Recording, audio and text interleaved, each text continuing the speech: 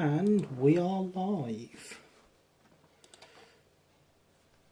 Let's wait for some viewers to show up.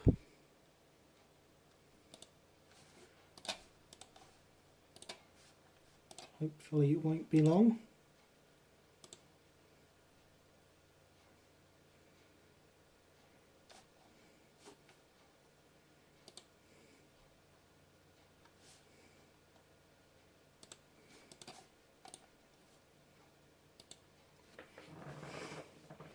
Hello Killian, how are you this evening, sir?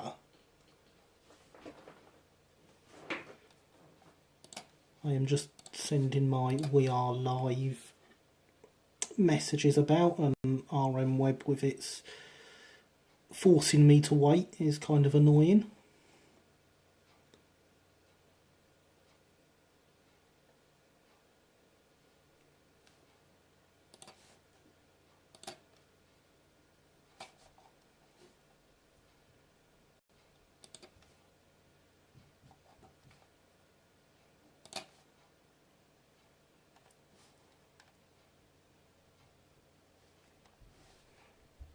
Excellent, that's the last one sent. Yes, I'm very well, sir. 4 viewers, excellent. Who else is about? So, last week, obviously we worked on the chassis, amongst other things, and it snapped in half. This caused us some issues through the week. Hopefully I can get this to focus up here. Focus camera. And if it focuses, you will see that the coupling hook... Ah, hello, Alex. The coupling hook has sunk into the buffer beam.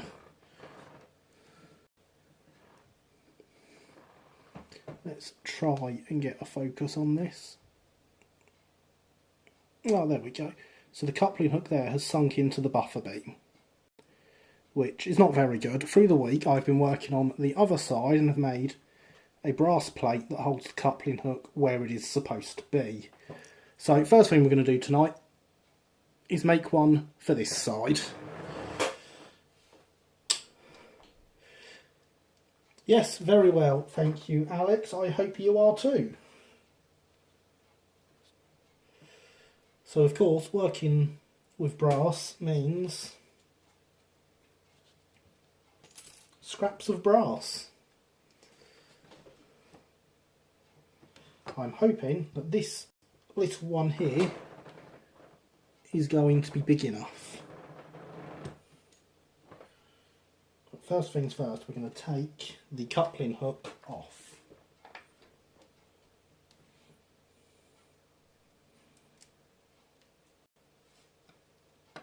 Well, this isn't something we would normally need to do. This is because of the chassis snapping and the holes being too big as a result of the chassis snapping. So this isn't actually something I've ever done before, which is why I did the first one off camera, so that I was sure I was doing this right. The good thing about these thin sheets of brass, and these are just offcuts from some 10 thou brass sheet that I've used for other projects, so surprisingly easy to cut. So I can, for making a hole, just put my knife through it.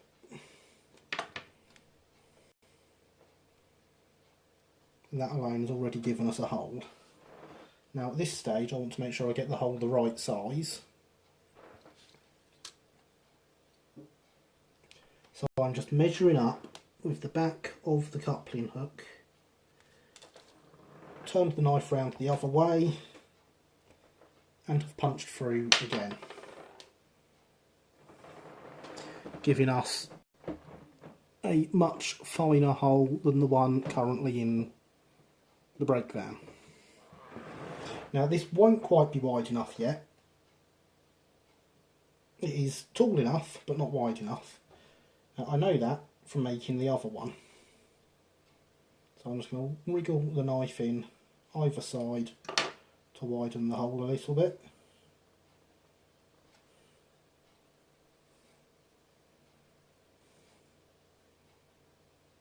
And it's still not quite there.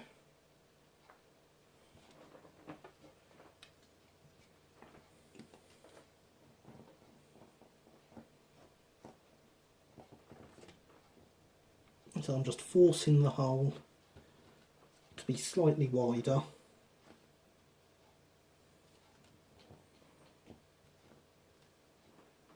But without making it any taller.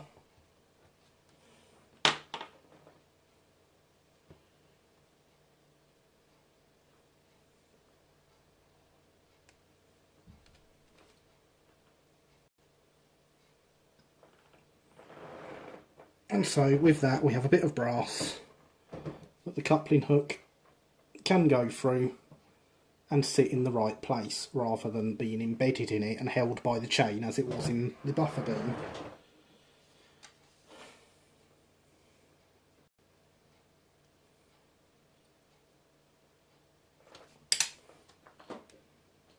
So at this stage I've just trialled that on there to see how well it sits.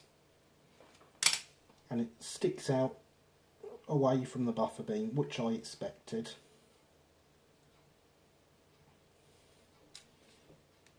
And the reason for that is quite simply because where we've punched the hole there is some brass sticking backwards. That's easy enough to fix.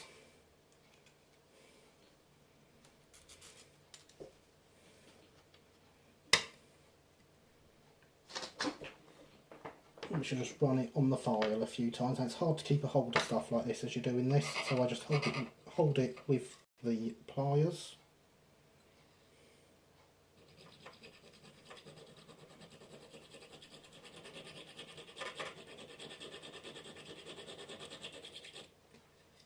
And just lightly on the file.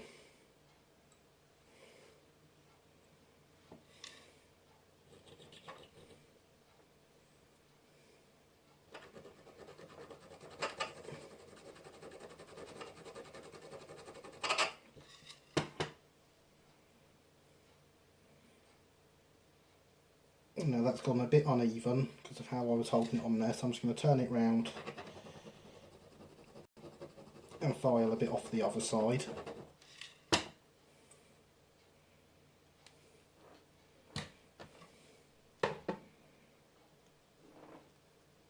And now that that's done, I'm going to trial fit the hook through it again to make sure we haven't just bent the hole closed, which we most likely have slightly. But no, there. The coupling hook still goes through just fine.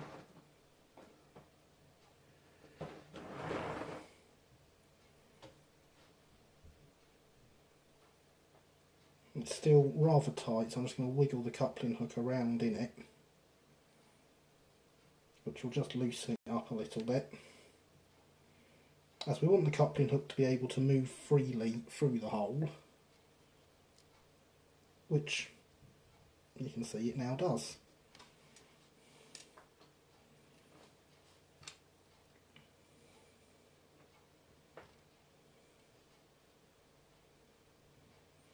So at this stage I could just stick that straight on and that will be our problem solved. But there is two further things I'm going to do first, and one is we actually have an existing plastic plate on the end of this, which I'm going to file down smooth. This is why I have a selection of smaller files. By doing this we'll have more area for the brass plate to adhere to.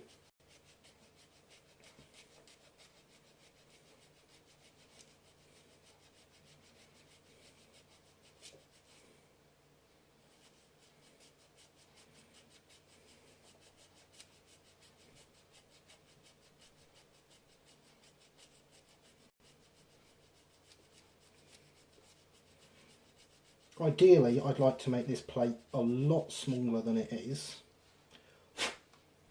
but because these coupling hooks are obviously overscale to make them usable, the plate needs to be a bit. I tried to cut this one very small. It's not stuck well, caused me a lot of difficulty. So we are going to stick with a bigger plate, which is actually about the same length as the original one that Hornby did, but I am just going to snip the corners off to give it a slightly more realistic shape.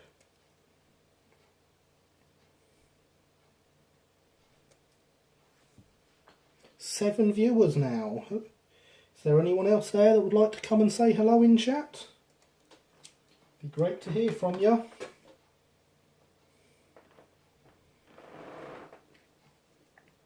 And so we now have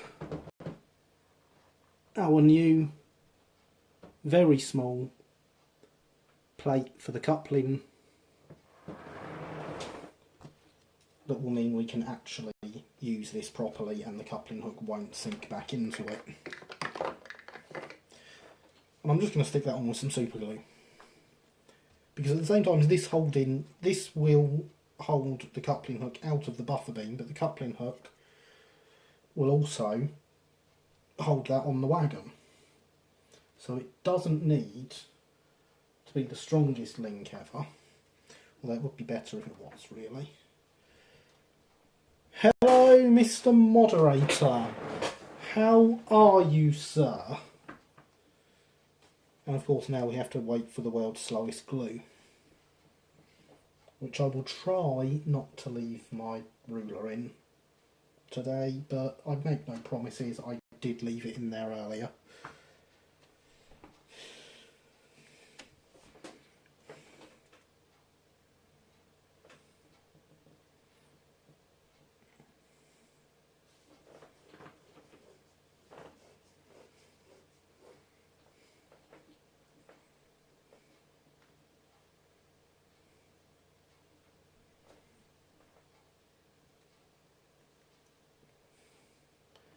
I am good, thank you, sir. Oh dear, it appears I left this open earlier and it has clogged itself up. Never fear, the drill is here.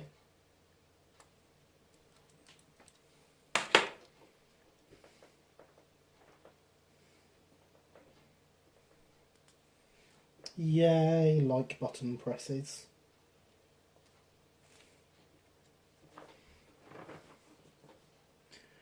Eight viewers, excellent. We are doing well.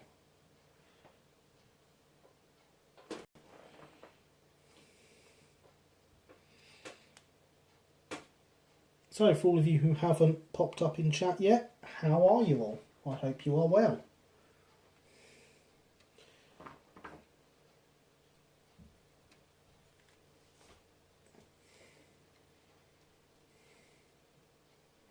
I think it's finally time to say goodbye to the world's slowest pot of glue and open the new one.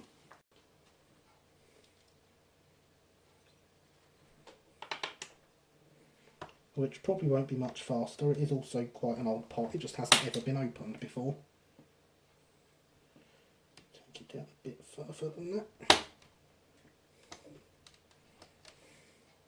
That's a better sized hole.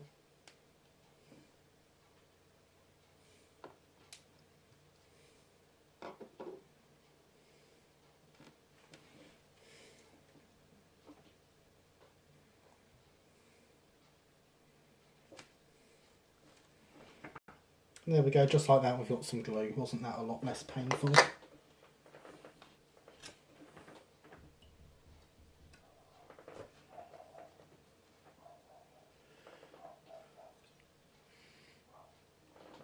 Oh, hello Harry, how are you?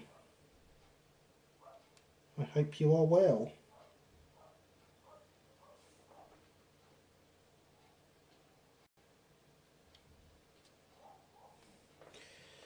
So, some glue on the plate.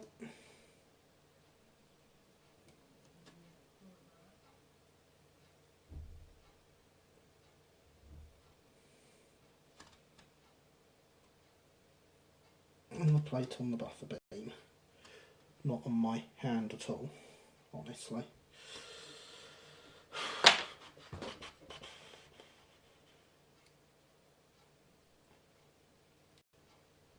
There we go, it's on.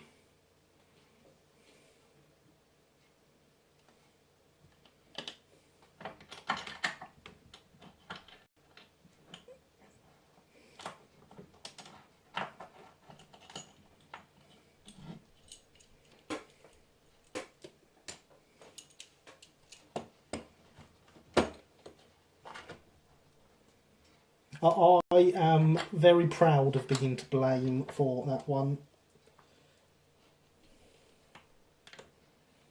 Anyone who gets an idea revolving around scratch building from and can blame me, that's brilliant. So I'm just putting that in the vise to put a bit of pressure on the plate to make sure it really holds. Ah, good evening, Luke. How are you?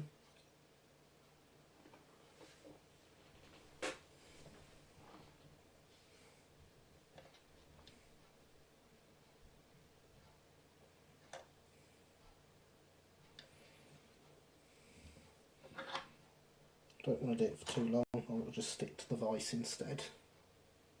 There we go. So now we have a much better sized hole for our coupling hook.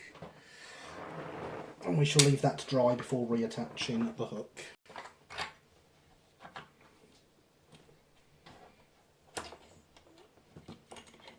I am good, thank you, Luke. You've just missed us having more problems, or correcting more problems with the chassis.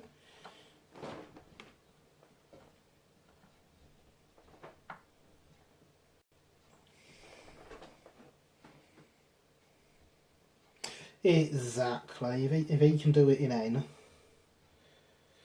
no one gets to moan. So that I don't lose these parts, I'm just going to put the coupling hook together.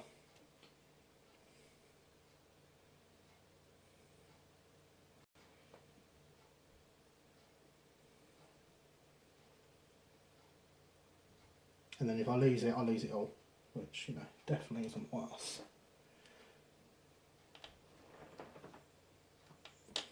Another thing I have done off camera is I have cut down the original weight from the chassis. And I've cut this down so that it will fit between the coupling hooks.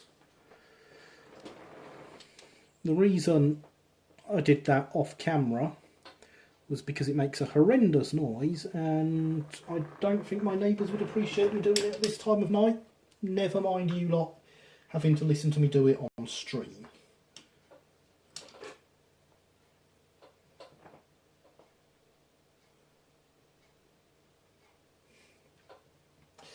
Yes, I had the opportunity to have to make more parts to correct what went wrong last week.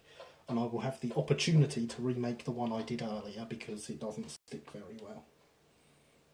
And in fact, when I do this, it will come out with the coupling hook. I mean, it still does its job. Not letting the coupling hook fall into the chassis. But I'd rather it stayed on the chassis.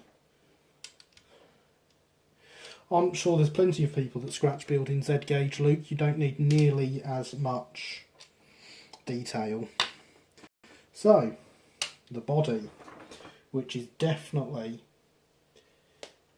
exactly the same as it was last week. I definitely haven't had to remake a few bits of it or anything. So if anyone told you I did, they're a dirty, dirty liar. Don't listen to them. You don't need that kind of negativity in your life.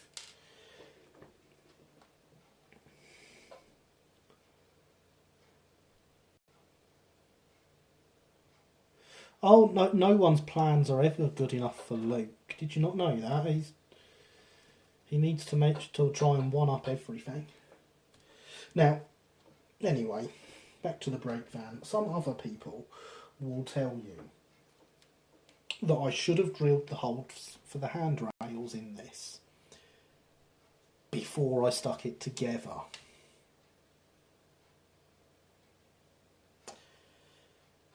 And I mean, I can't really argue with them. But they're also wrong, it's fine, don't worry about it.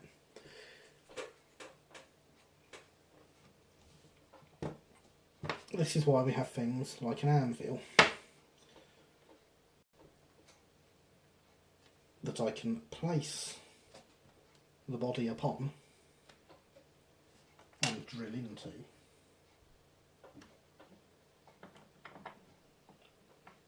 Because that means it's fine. It doesn't matter that we didn't do it earlier. I definitely don't keep forgetting what I'm saying either. I would never do that. Why are these people claiming these things? I don't know.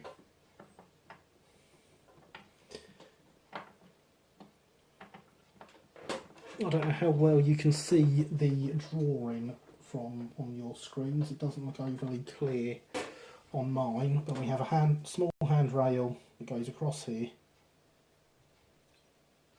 and then a handrail that goes all the way across here, which is different to my original one, which has 3 separate handrails.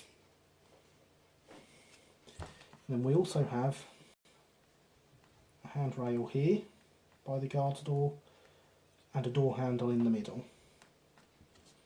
So those are what we need to drill holes for. I do have a lot of wire for the task, and I have found a drill bit that is just ever so slightly bigger. Not by much, but by enough.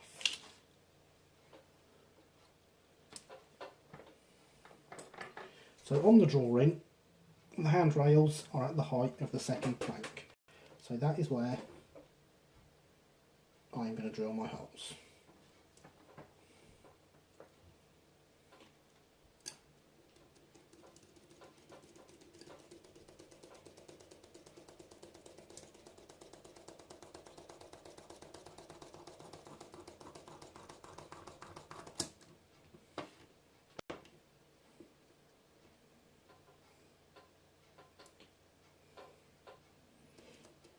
It may look like a slinky, but it's not.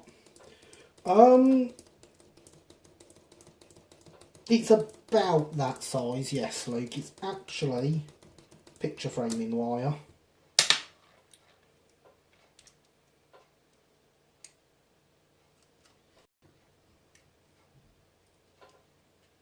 Because my brass has disappeared. And look, it's definitely not falling apart. I definitely didn't see that coming. Yes, I did mention a website last time. I have not yet finished making it. It is at oakhillmodelrailway.co.uk. There is no content on it as yet. There is a nice template if you want to go and look at it and give me feedback on it. But as yet, no content. So with those holes drilled, we can check that yes, our handrail fits. Also allows us to check they've both gone all the way through.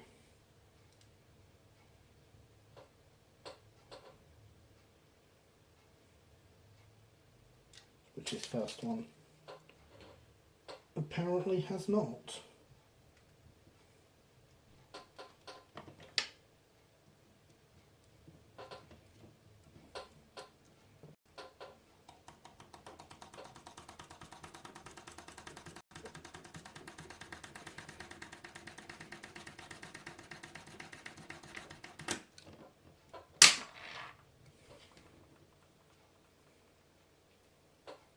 And still doesn't appear to have done so.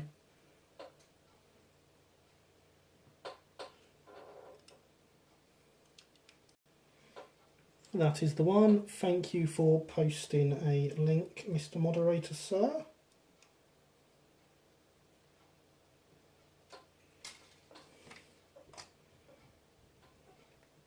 This does not want to go through.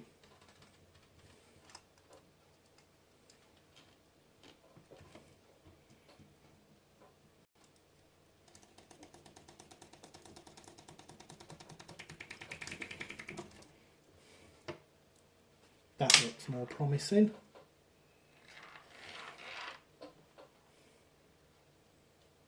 Yes, unfortunately I haven't had a chance to do anything to the website this week.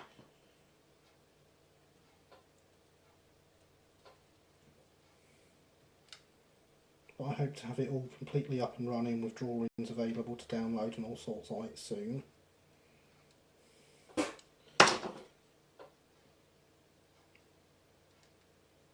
Right, so those first two holes are fine.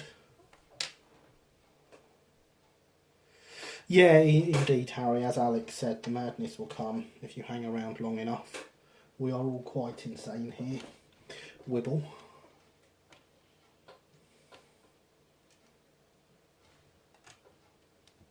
Put some more blue tack on here, as having the blue tack allows me to drill into that and gives me that little bit of bed that I can go through. Ideally I would have where I'm drilling to above one of the holes in the anvil, but let's be honest, that's not going to happen.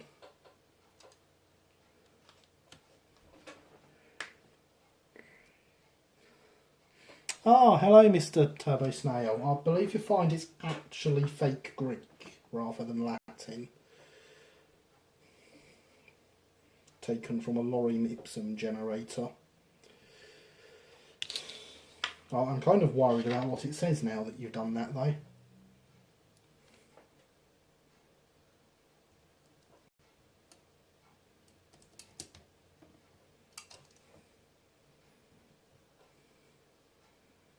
If there's anything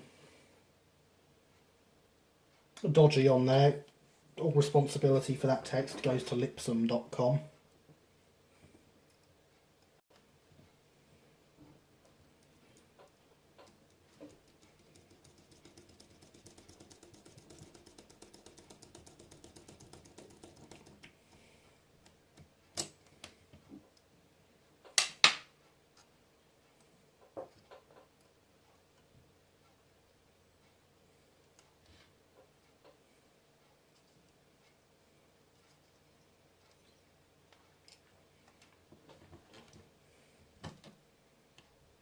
Over to the other side of the anvil.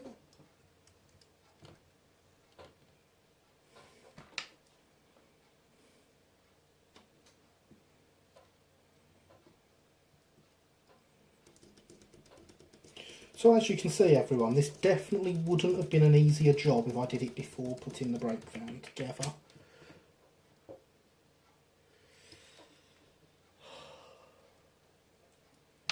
It won't be there for long. If anyone wants to write me some actual text to replace it with, then I'll do it straight away.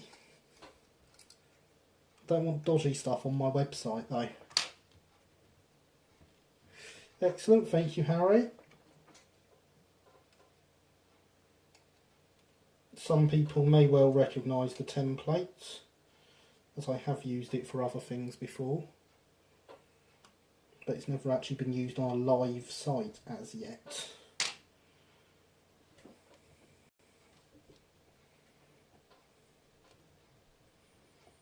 Right, this is going to be the more awkward one because we have to go higher up.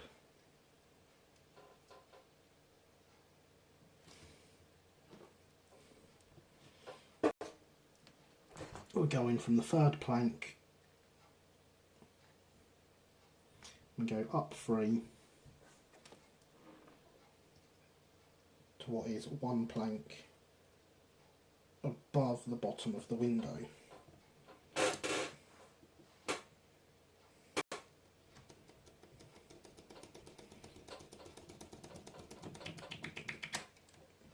Again, I definitely didn't forget to do this earlier, and I'm just showing you how to do these things when it's already built, because that's an important thing to know. That's my story and I'm sticking to it.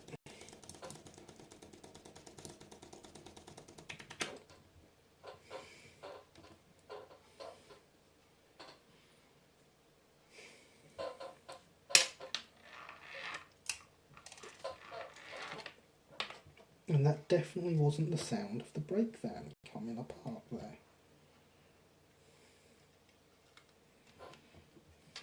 Definitely not. Of course, things like that will happen at this stage. We will later on add strengtheners into this. It's just kind of awkward at the moment to do so because it would block me from jobs I need to do later.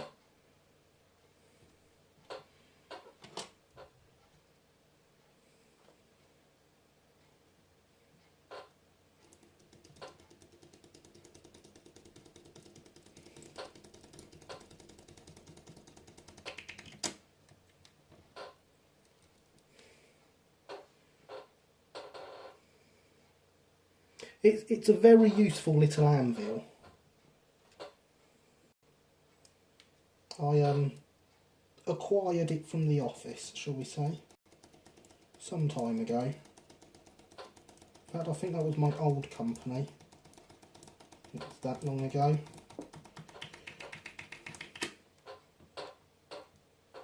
And it occasionally gets cleaned, which is why it's looking quite shiny at the moment.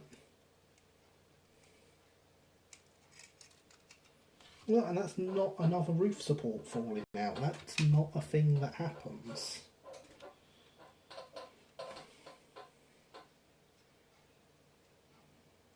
Are any of these things I say believable? Clearing the excess glue tack off the inside here.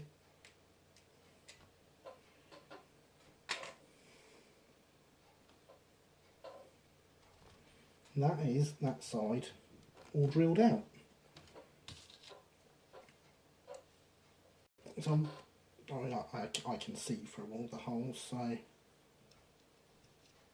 I know they're fine, but you can never be too sure.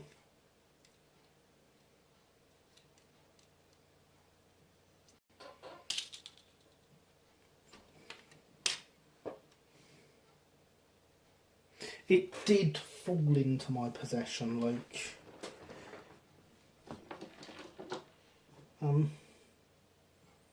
Somewhere around there is a blob of super glue that is wet. There it is.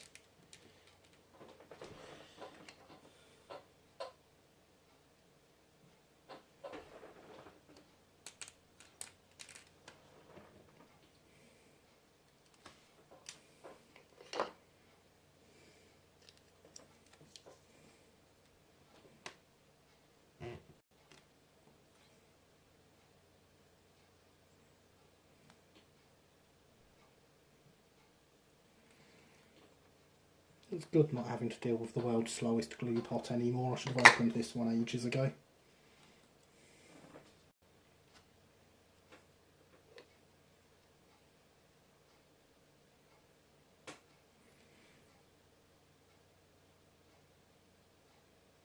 Now the plan for tonight is to have some paint on this. I had originally planned to also get the roof done. However, there is a lack of equipment causing issues with that, so we will cover that next week once I have found the appropriate equipment. There we go. Absolutely fine, don't know what you're on about. These two, however, can stay out for now.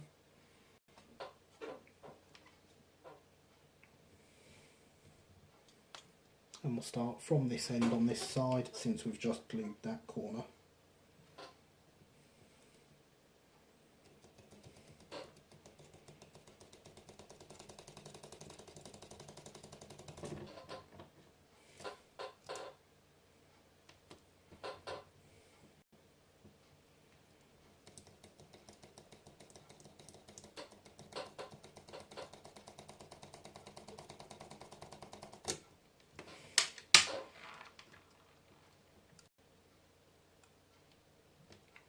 As you can see, this hole's going really well.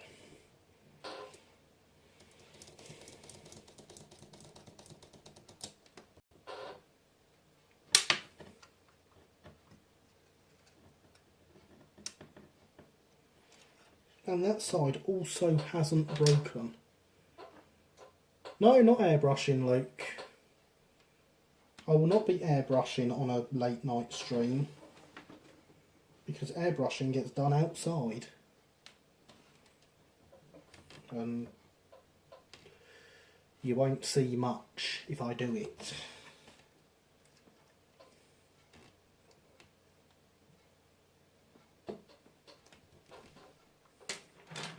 We will be painting with these things, or you know, one of them maybe.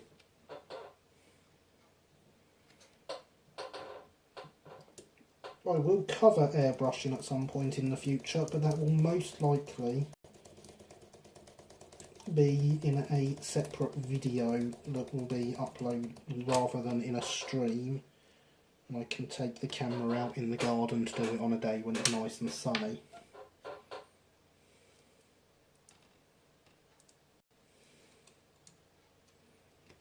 Because there's no point me queuing up a stream for 3 o'clock on a Saturday afternoon if it's sunny.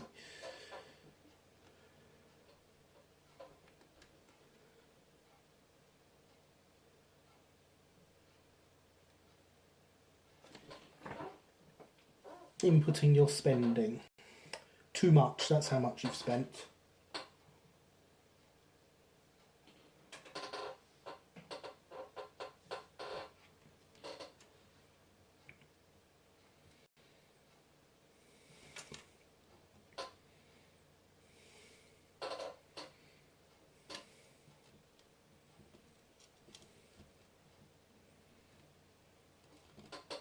I mean, if you're anything like me, you've spent too much anyway.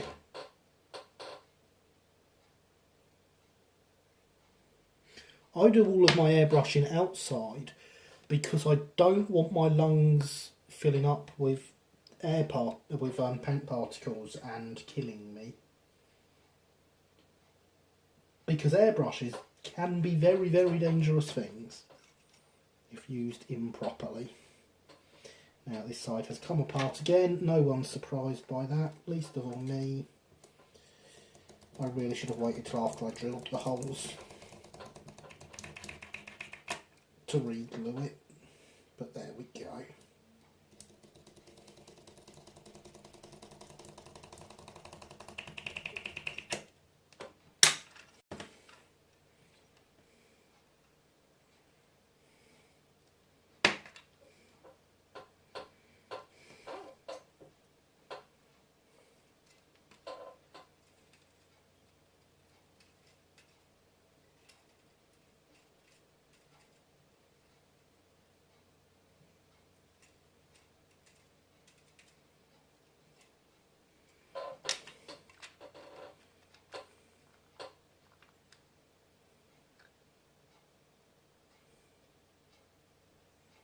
See if we can get that glue to re-stick. As I say, we'll be adding strengtheners to this at a later date. £48 on books. I hope you got a good number of books for that.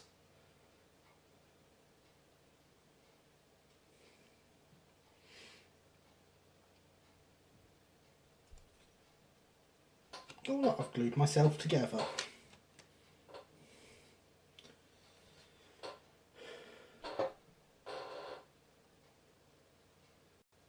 Books are indeed always a justifiable expense, but £48? As I say, I hope there was a decent amount of books for that price.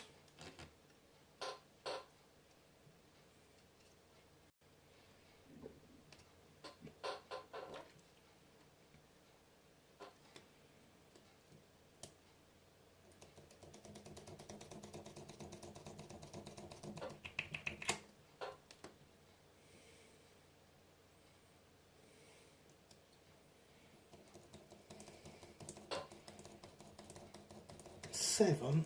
Excellent. Well worth £48 then.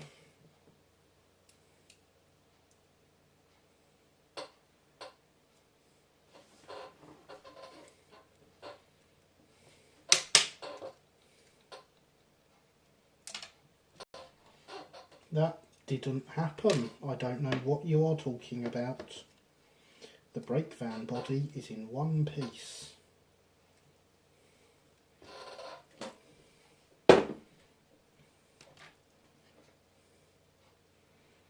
Anyone that tells you the brake van body is not in one piece is a liar, and you should not listen to them.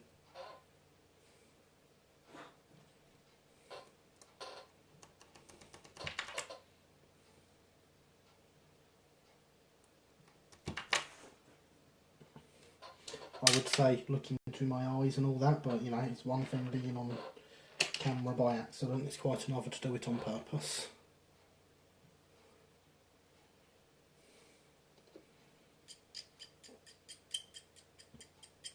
Just get the glue off the pin so I can use it to make a pilot hole here, because we've slipped off twice.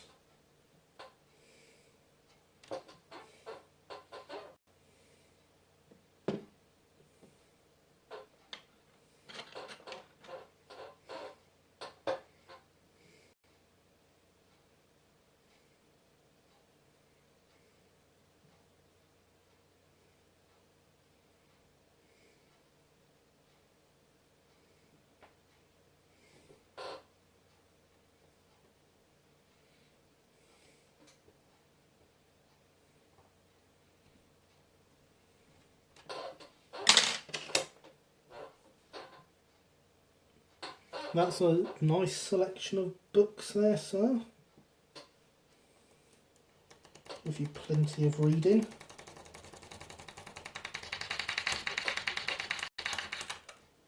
There we go.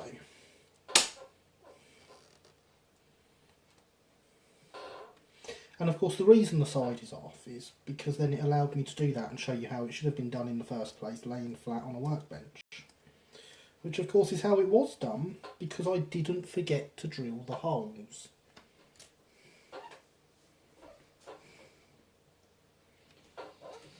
Well, I bought some books earlier as well. £12.95 for all the volumes of the RCTS locomotives of London, Brighton and South Coast. That was well worth spending money on.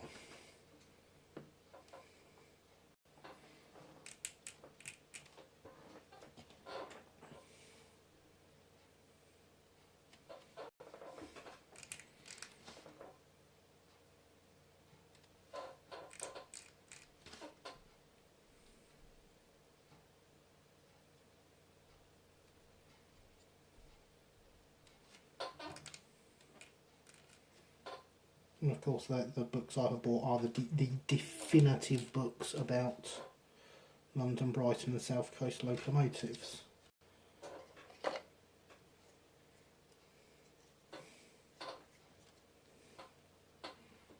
I did very nearly pick up a Midland one as well.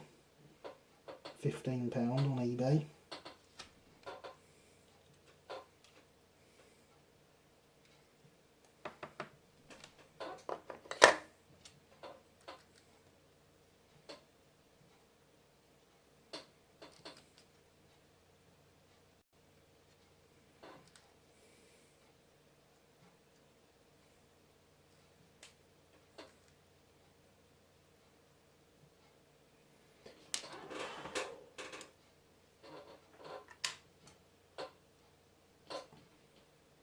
Don't breathe the super glue.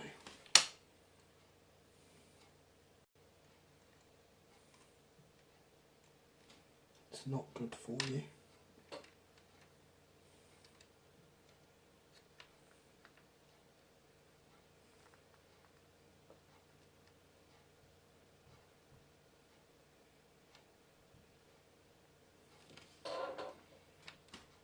No, we all remember the song. I was going to scratch build a brake van, but then I sniffed the super glue.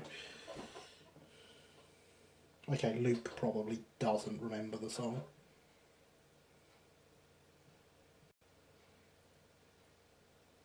I saw it on eBay earlier, Alex. £15 locomotives of the Midland Railway.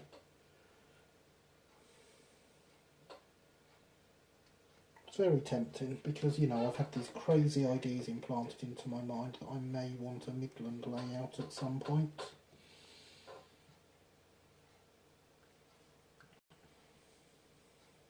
Crazy ideas.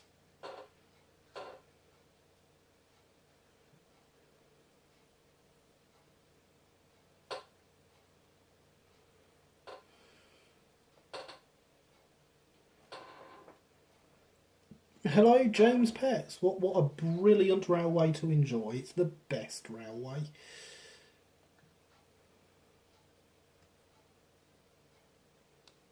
You don't get the reference to a song I made, Luke, because you don't get references.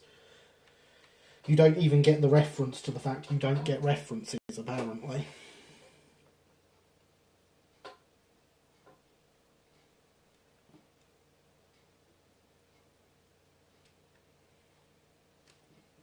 Poverty's a good excuse to scratch build, Alex, just saying. That's why I started doing it.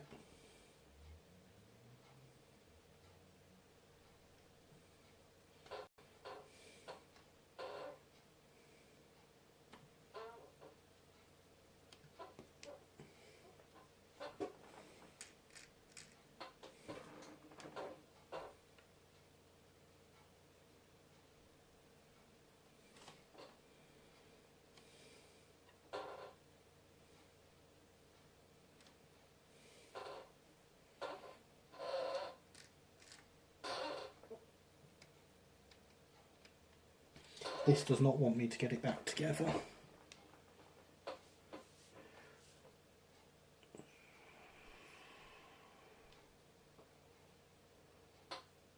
Oh, Backman H2, lovely loco.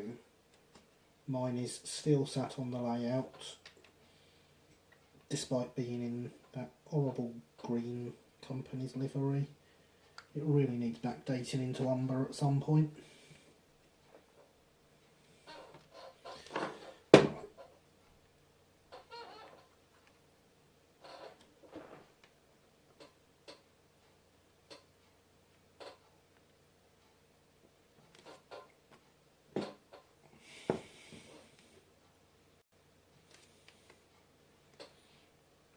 And it will happen. I have the H1 as well sat up there next to it.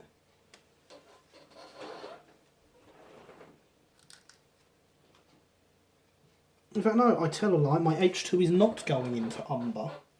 It is going into works grey.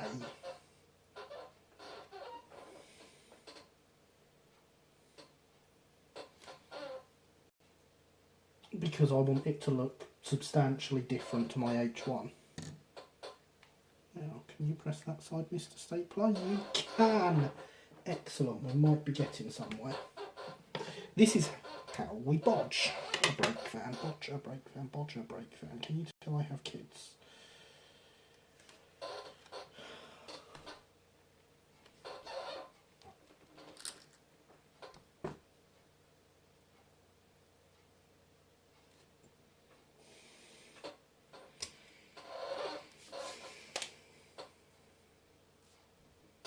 So that should be okay. So let's have a look at this chassis now then. That feels quite dry. And so I'm going to try the coupling hook in it.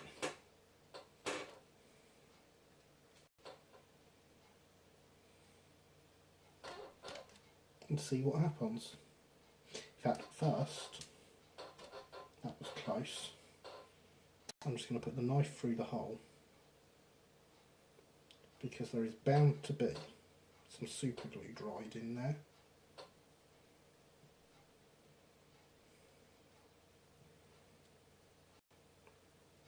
I just want to clear as much of that out as possible so that we're not putting too much pressure on anything when we put the coupling hook through.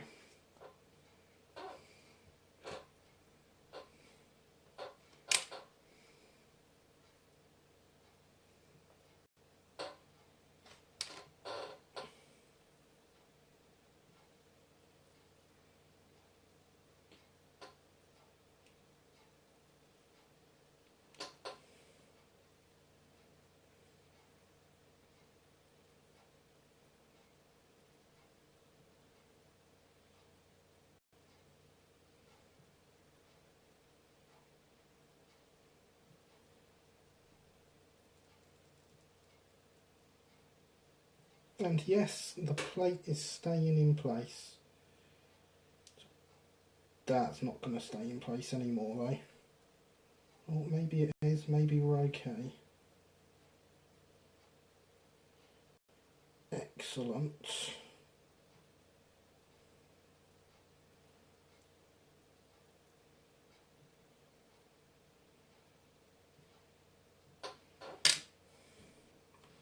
Now that's just come off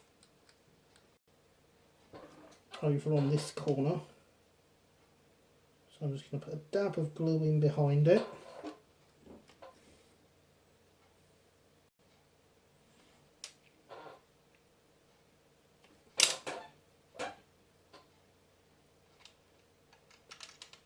And pressure will be applied by the coupling hook.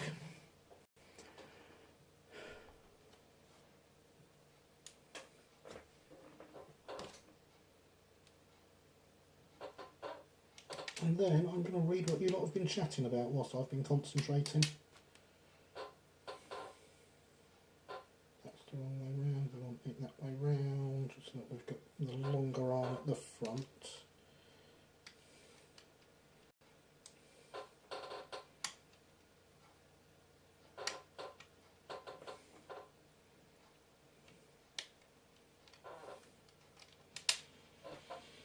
There we go, done.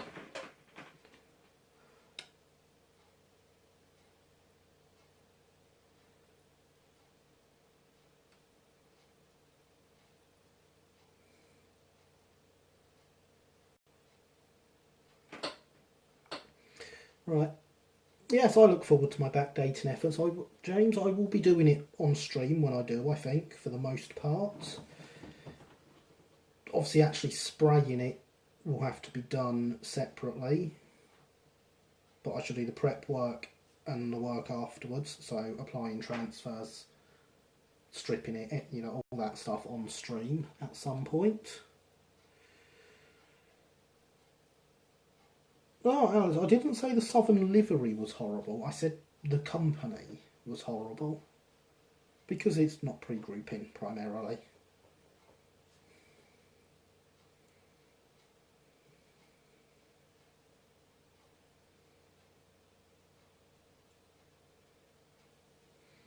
Only 2 pre-grouping layouts, Mr. Moderator? That's terrible. I mean, I have 2 finished pre-grouping layouts, another one with track down and another one planned. So, catch up. Yes, James, I do really enjoy Atlantic engines. They are such elegant machines, every single one of them. But of course the Brighton ones are the best.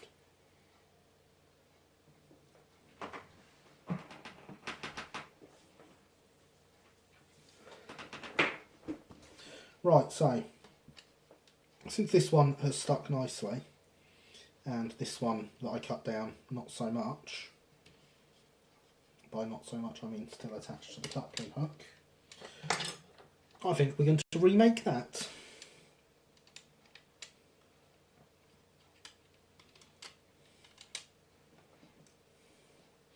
Whilst we wait for the glue to set on everything else.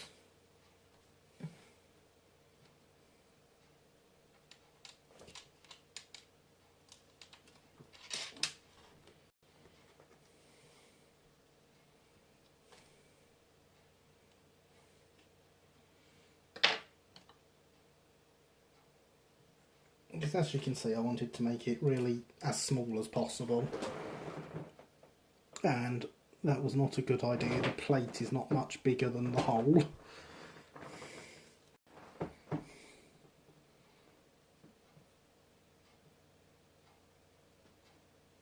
As you can almost see. So that can be replaced by one the size of the one we've just done.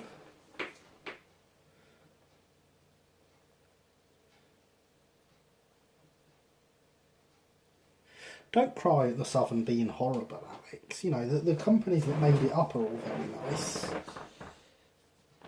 I mean, the LSWR is obviously the worst of them. And the Brighton the best, but they're all nice companies. Clean the glue off that.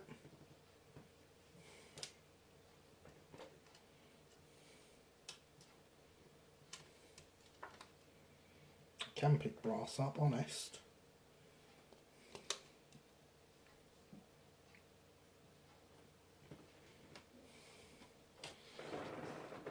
So again, as we saw earlier, this brass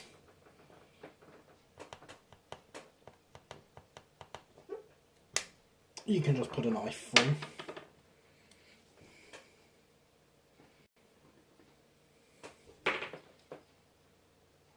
Oh, I've got almost the perfect length already, so I just want to go in from the other side to widen the hole at that end.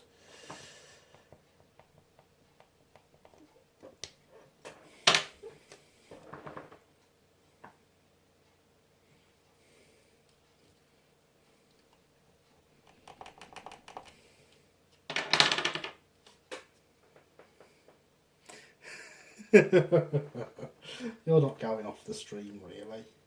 You know I'm winding you up. Right. And we're just going to do this with the knife again to make the hole that bit wider.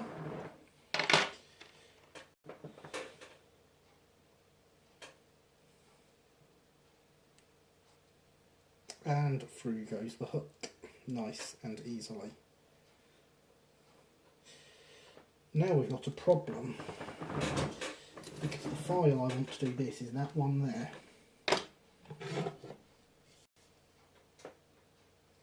And yes, it does need to be that one. This one, the big one, will not do this.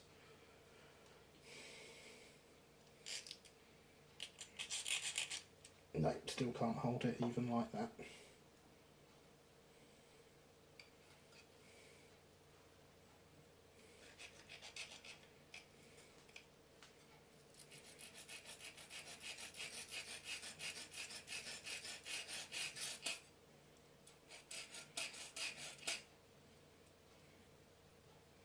Just want to point out, Alex, you get a whole week, a whole 6 days of being stream master where you can wind me up.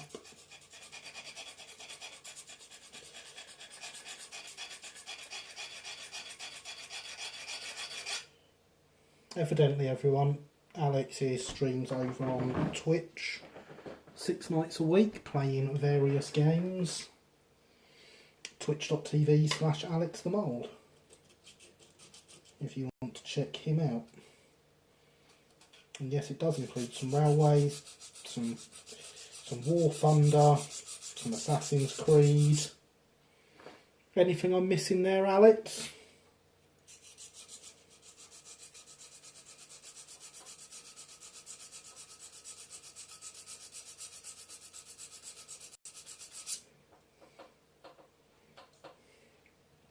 Viewers, I'm feeling rather special right now.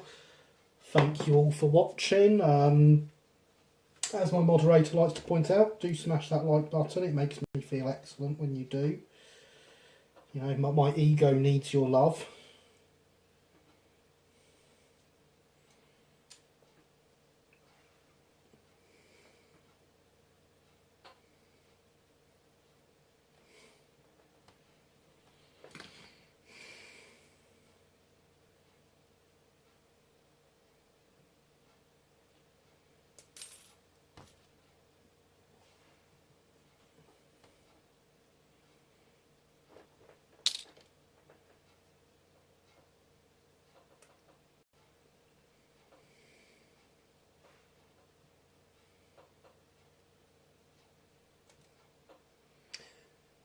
Excellent, I managed to list off everything.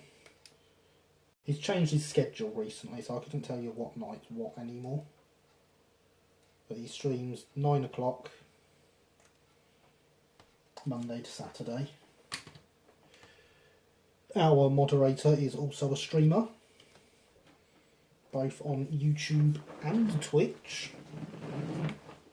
He's been playing Skyrim the last couple of weeks. I believe that's now happening as a regular thing on a Tuesday. He can correct me if I'm wrong. So please do head over to his YouTube channel. That's obviously the best place to watch it, much better than Twitch, because I will be on the YouTube channel as moderator.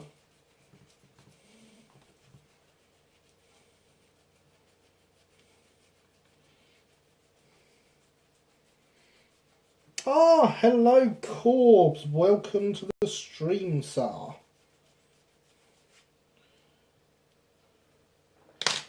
How are you this fine evening?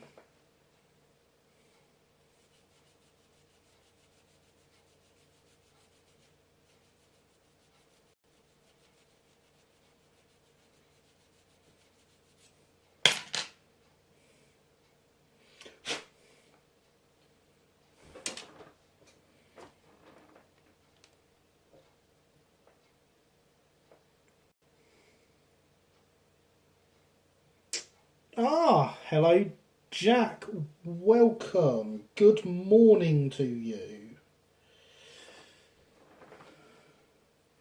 Yes, it is 10 o'clock in the evening over here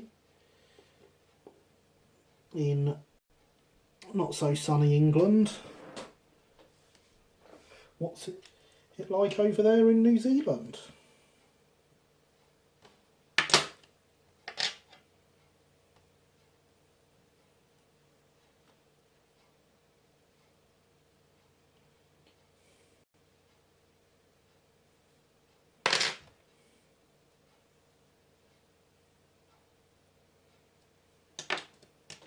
You join us at the height of bodgery. Forgot to say hello, fair enough. We've all done that.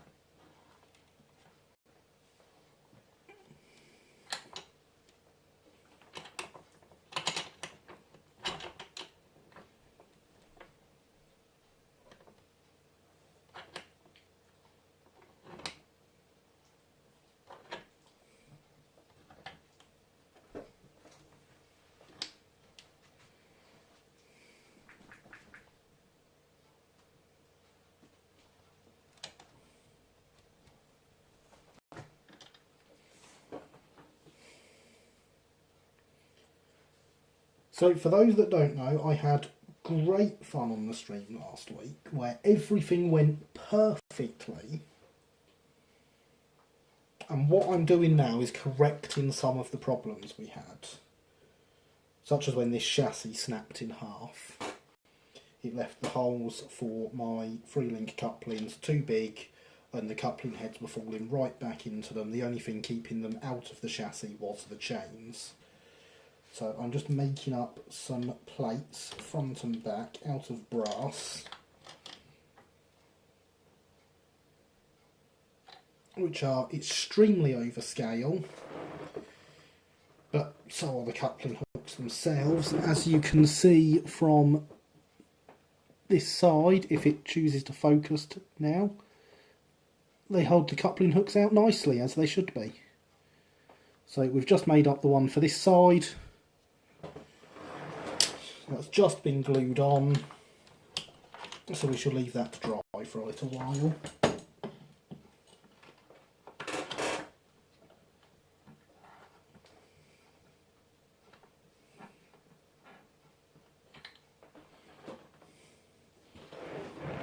We've also been working on the body, drilling some holes that I definitely didn't forget to drill before putting it together.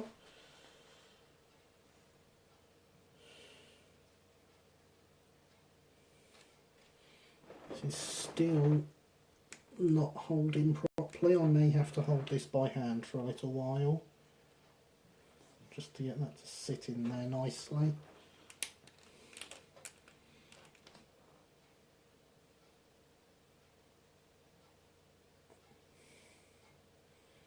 Run some glue down the inside with the trusty diamond pin.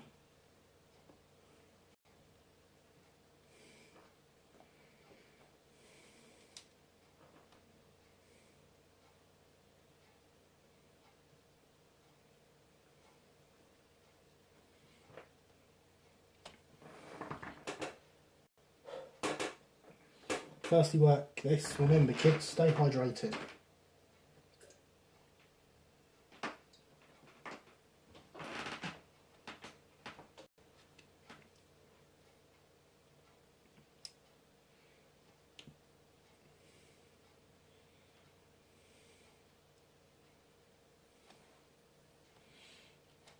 as I've pointed out before, this has fallen apart on me a few times. It will be getting strengtheners in it. They are coming. They are not coming yet for various reasons, such as making my life harder at the moment.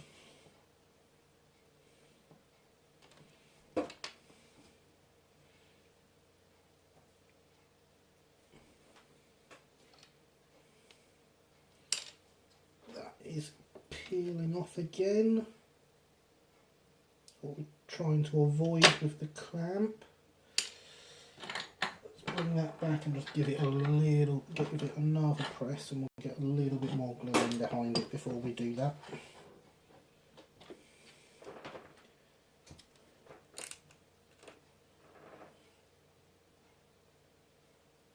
Because I do want this to hold. It is as much an experiment for me as it is a known technique at the moment. I am learning as I go along here. I hope you are all learning too. Even if that thing you're learning is how not to do it.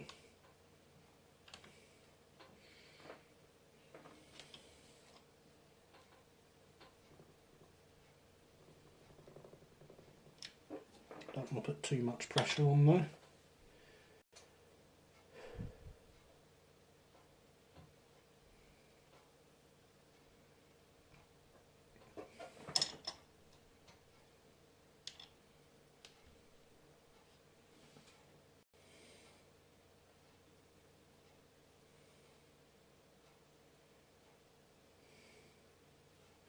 So, does anyone have any projects of their own going on right now?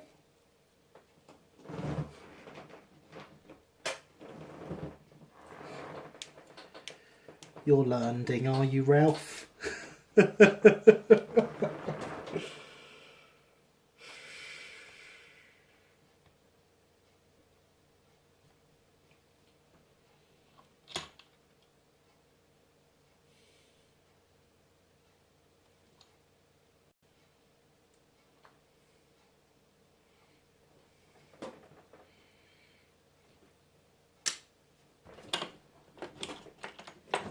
The bracing inside to keep it all together will be more plasticard, slightly thicker than what I'm using now.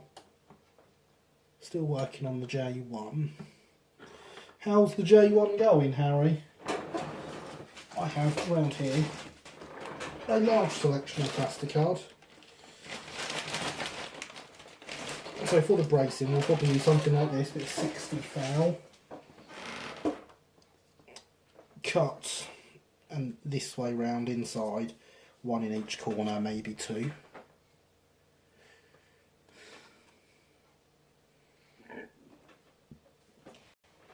That can stay there now that it's out. Ah, good to see everyone's modelling along with me. Loose connections on an H2, on the H2. Ooh, that sounds fun. I've never been overly a fan of electrical work. I can do it, I will do it, but if I can avoid it.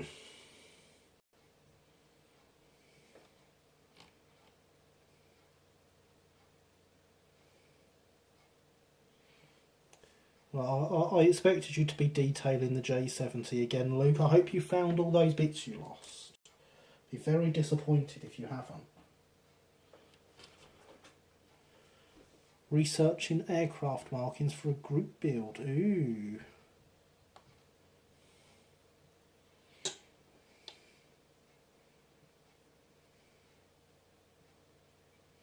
Failing at scenario creation in Train Sim. It's something I have still not done. Although when I do finally do it, it will be in trains. And I may put a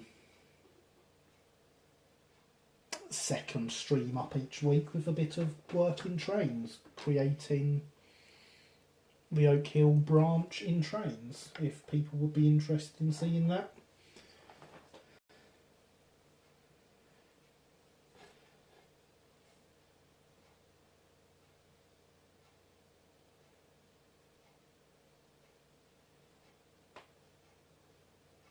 Still scratch building the cab interior. They can be fiddly, can't they? Yes. Yes, James, that was the type of fun I meant.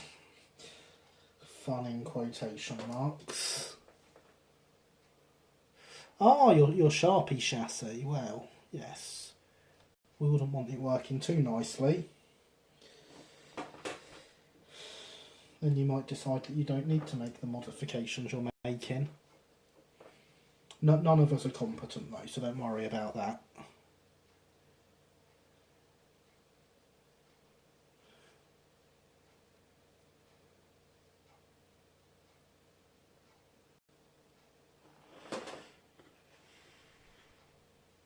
I have never heard of Simutrains. I have Trains a New Era that I bought in a sale, but my laptop's not actually capable of running it at the moment. I need to get a new laptop so I can run it, but it was whatever the highest one is, that's however many hundreds of pounds down to about 20, so I had to get it.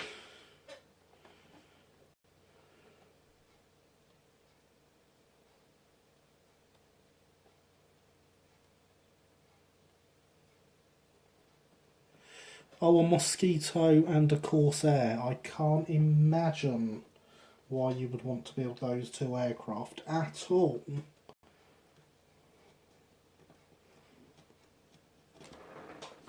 Not at all. No idea why. Nothing to do with where you've been today, is it? That's looking a bit better than the original.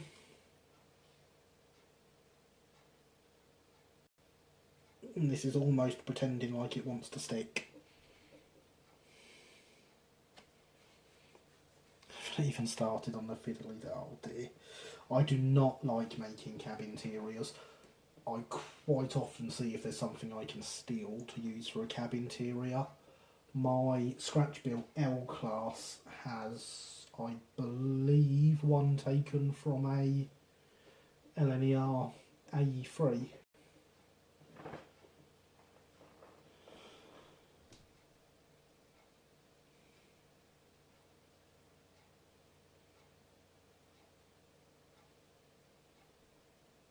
Oh, that sounds very interesting, James. I'm going to be looking that up tomorrow. So someone make a note of that and remind me, like, send me it on Twitter or something so I don't forget. Because I do like the sound of that.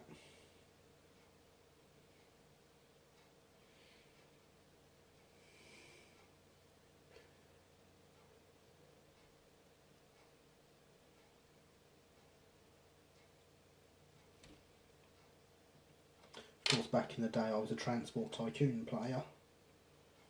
It's good running the business side of it sometimes.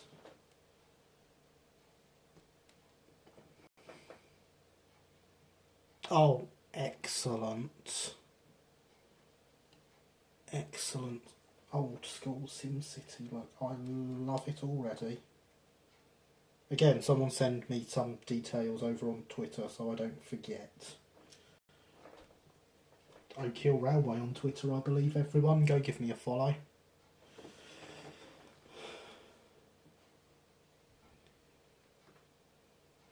Oh, excellent. Long time. That sounds brilliant.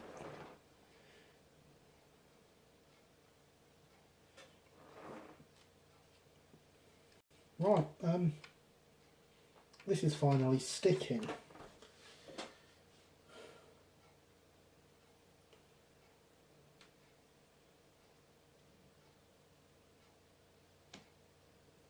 I'm going to leave sticking these back in until later,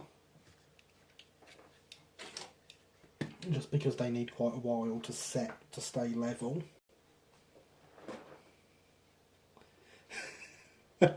Transport Tycoon was great. In fact, I probably still have a disc to Transport Tycoon somewhere. I hear my phone. Thank you, whoever that was that's just sent me a link or details or reminder. much appreciated.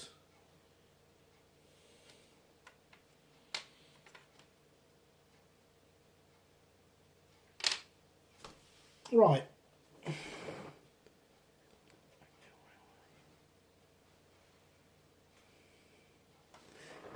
Yay, a link to my Twitter. I'm also Oak Hill. I'm over on Instagram as well. I'm over Oak Hill Railway or Oak Hill Model Railway on there. I honestly can't remember which. Luke follows me on there. I'm sure he could look me up and let you all know. Please. Right. I'm getting bored of looking at this being black. Shall we put some paint on it? Some Humbrol Matte 27. I can't remember what colour it actually is called, but it looks good for Brighton Goods Grey. Much better than the grey that's on there. That's way too light. Thank you, Luke. I appreciate it very much.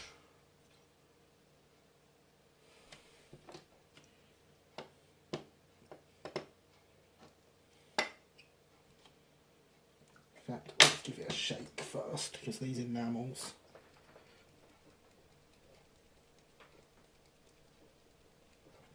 do well for a shake.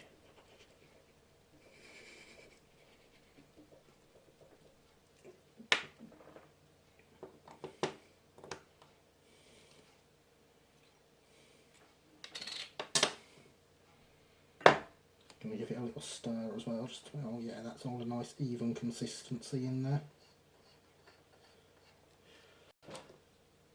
As you can see, even from the cap and stuff here, you can see that as a colour it's a very nice dark grey to represent Brighton Goods livery. Use my nice posh paintbrush and try not to ruin it. Thank you, Luke, much appreciated for the Instagrammage as well.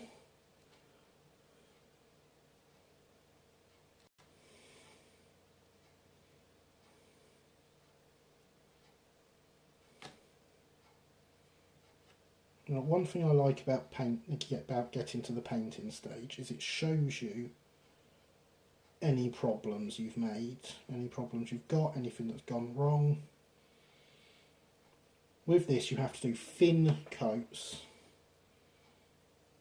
and where I've got the grain of the wood, the planks going this way, I brush upwards over them and they show up better on the finished product. Thin coats, only ever thin coats, because too thick and you will fill those lines in.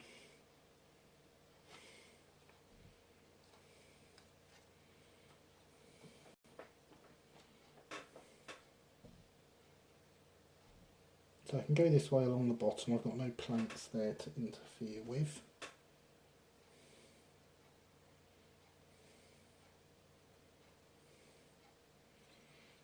If you do notice that when you're doing this the planking starts to disappear, just keep running your brush over it until it comes back.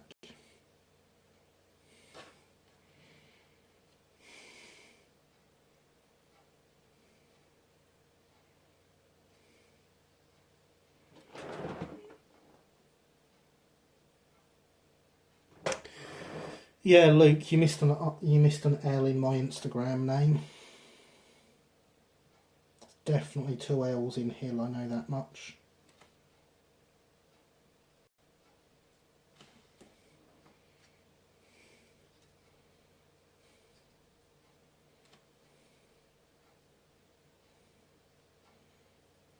So look, I've put a large blob of glue of paint on there to show, so you can see the planking is fine on these first 2 panels.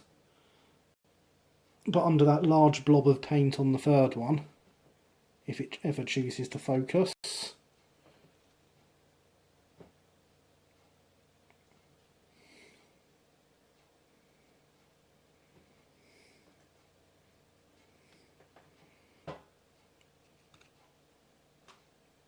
they're not so clear.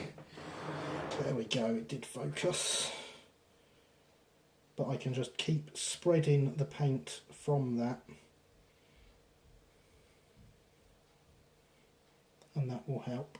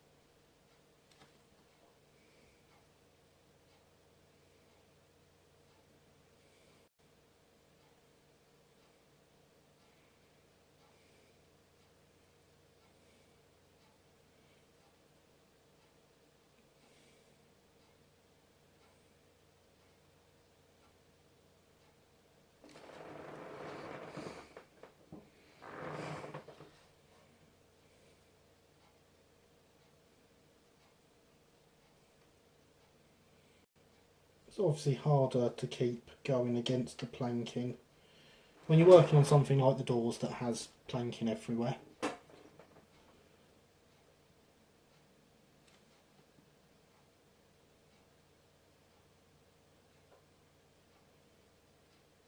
By everywhere, of course, meaning all directions.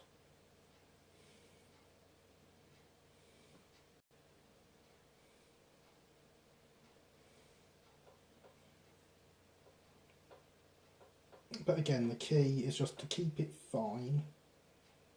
Don't let too much paint build up, because it will run down into the gaps, fill them in, and you'll have nothing. All that effort scribing in the planking will not be worth it. Yes, it's a very different grey. I've never been happy with the other brake van. It is way, way too light. Brighton used a very dark grey for their good stock, and this is much better a representation of it.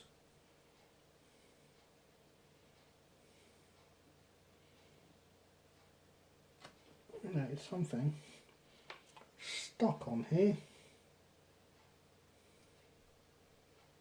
It is loose, so I can get it off.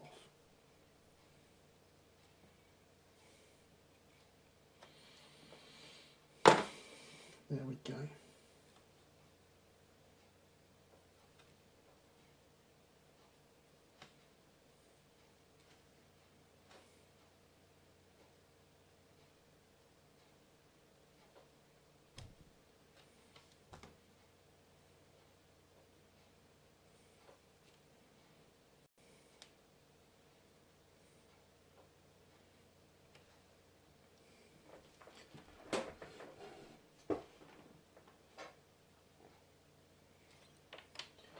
Deaf to our host. Right, Mr. Sam.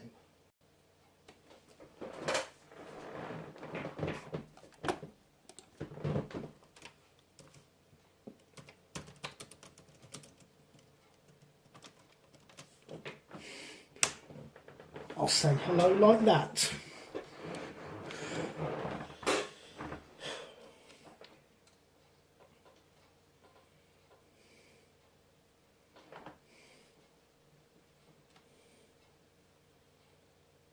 See, we can be an all-inclusive channel here.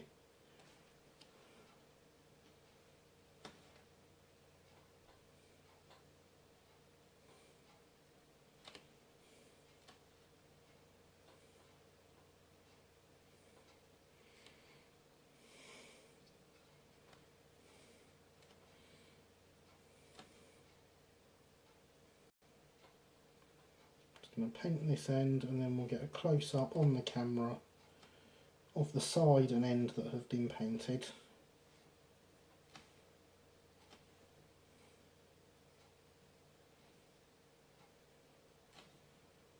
Versus the side and end that haven't.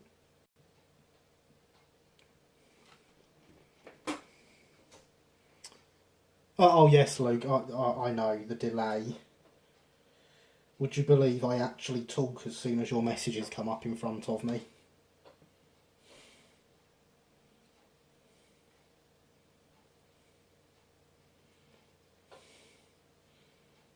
Me doing something like typing in chat obviously shows off just how bad it is, because you can see when I type versus how long before it had appeared on chat.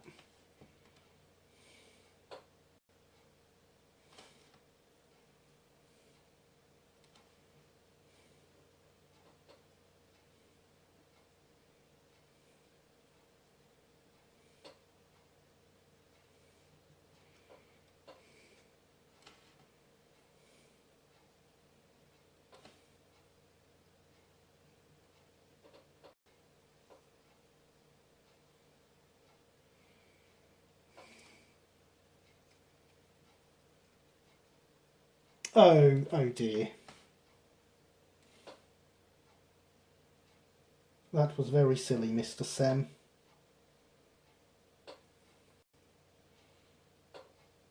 I'm not typing out everything I say in response. If someone else wants to, then feel free. But yes, that was very silly of you, Mr. Sem.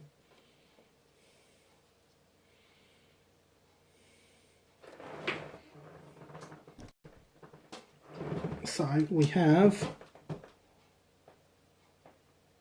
one painted side and end versus one unpainted side and end, and you really can see the difference a coat of paint makes, especially when you consider that that is only one coat of paint. It will most likely need a second. It will definitely need a second, but right now I am quite happy with it. I will continue.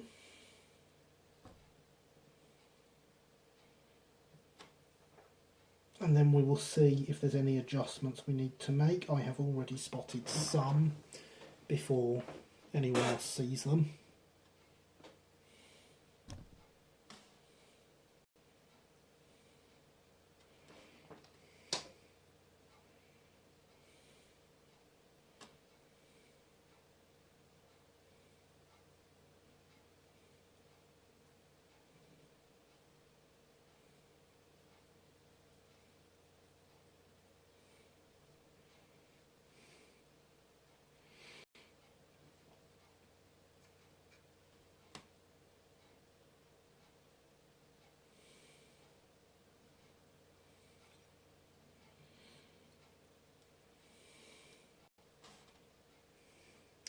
Thank you guys. I would like to remind you that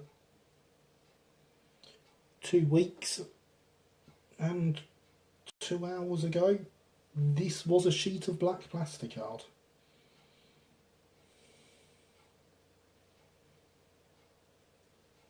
With some drawings stuck to it with double-sided tape. Yes, the other one will get repainted. In fact, I don't even know why I'm bothering to paint the ends of this one. These will go red. Yes, I do. I'm painting these to get up blemishes and stuff so I can correct them.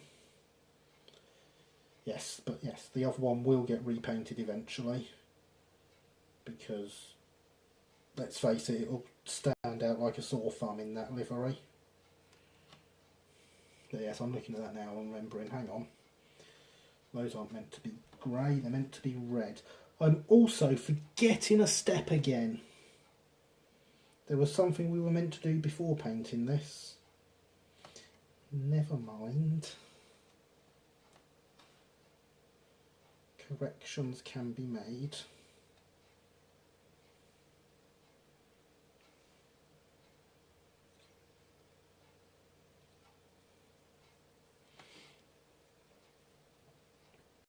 Thank you, James. But as I tell everyone quite frequently, there's nothing special about what I do. Anyone can scratch build.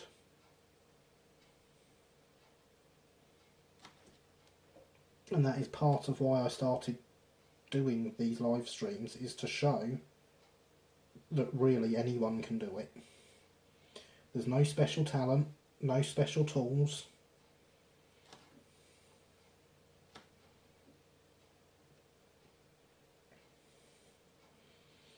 And last week's stream really wanted to help me improve that by everything going wrong.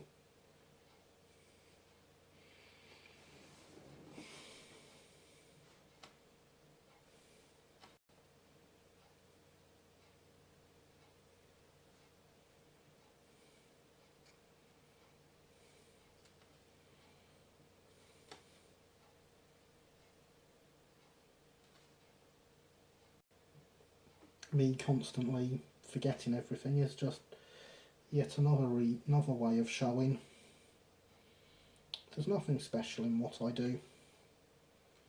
That's why I forget everything. I'm really not that good at it.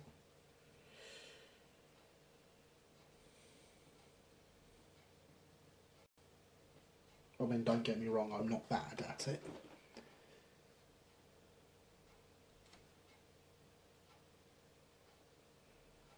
But there are a lot of people out there, some of whom in this stream are much better than me.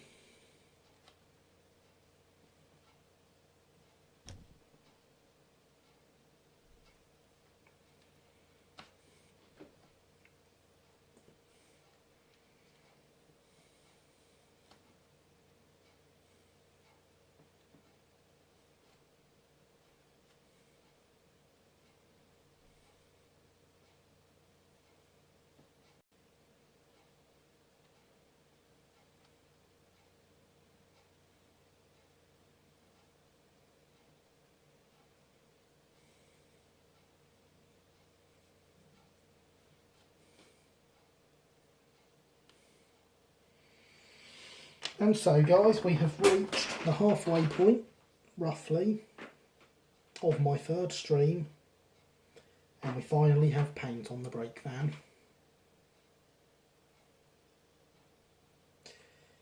And that makes me very happy.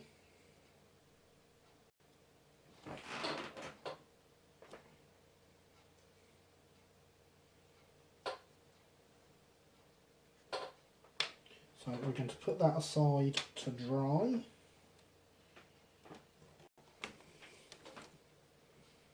And clean the brush in our very clean pot of thinners. It's actually white spirit in here, and it's only the bottle that's dirty. And when you're washing your brush, you should never have the bristles pressing against anything. That is how they get flattened and horrible, as can be seen on a lot of my other brushes.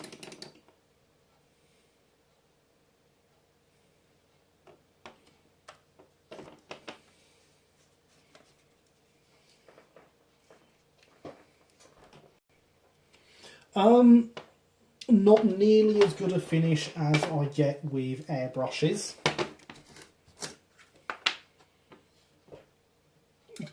But not necessarily a bad finish. That's just water in there just to clean off the white spirit. This one was also brush painted, and as you can see, the finish we've got is not bad at all. I'm hoping for something similar on this one. Can anyone spot what we've done wrong and what we've forgotten?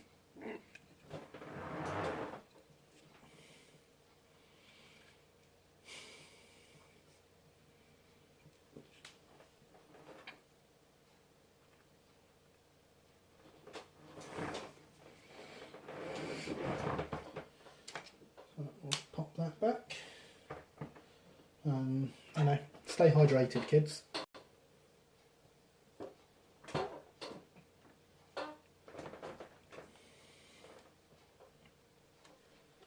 How's this? That's feeling good. Let's clear out the dried glue.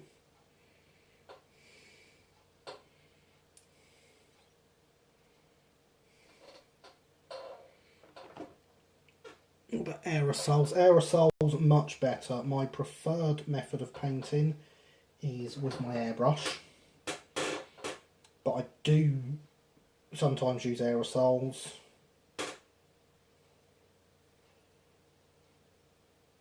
In fact, I have just over here a building. It's not quite finished, it's got some more paint details to do, so it's not all in the right colours. This is painted with aerosols,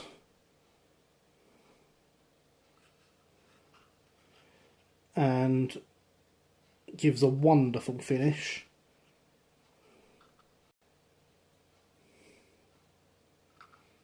This was laser cut for me to a design that I specified to cover over an H&M point motor on my layout. But that is painted with aerosols, so you can get a wonderful finish. An interior, let's put that back and then I will come back to the chat.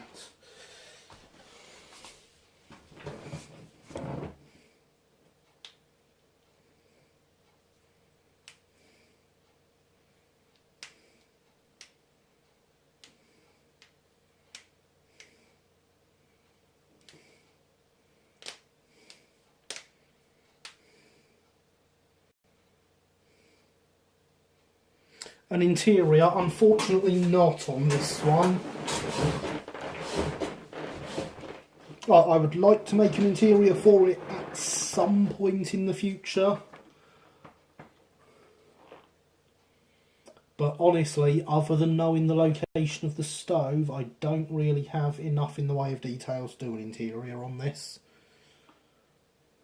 And with the size of the windows, there's not a lot you can see anyway.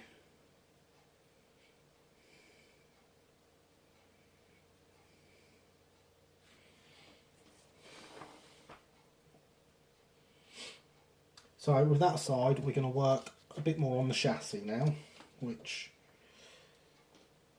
this has dried, so we're just going to try and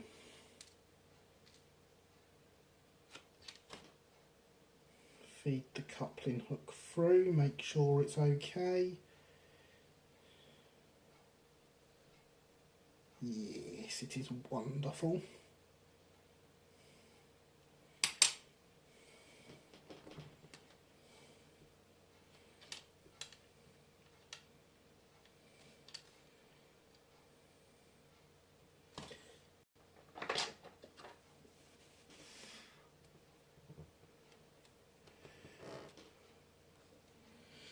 Well, Sam, your problem is that you're not pre-grouping anymore. SR livery, honestly.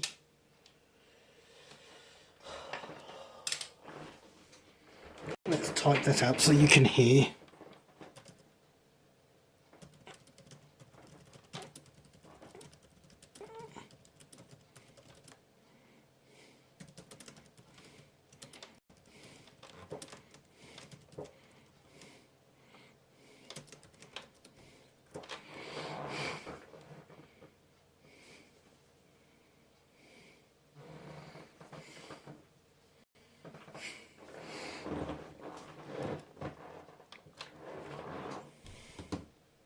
So yes, we're going to get on with the chassis now.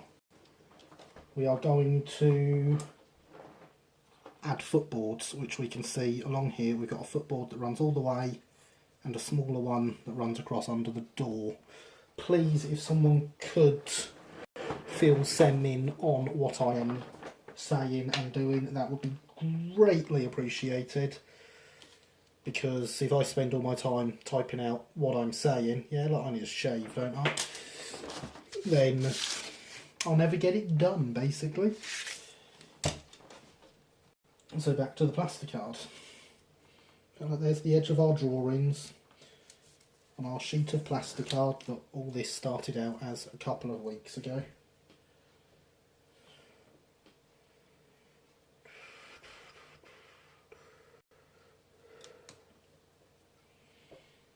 So the first thing we are going to do for this is cover over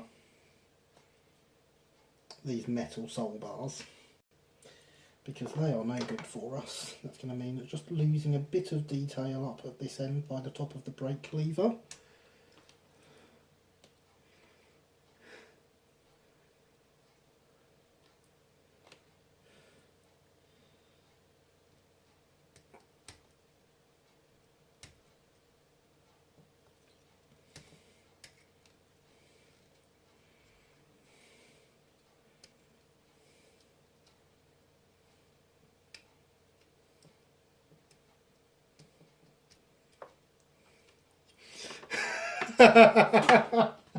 Very helpful comment, Mr. Lancaster.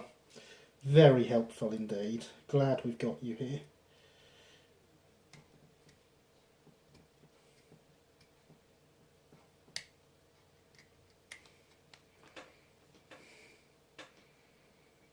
Have I tried 3D printing? I have tried 3D printing. In fact, I have a 3D printer.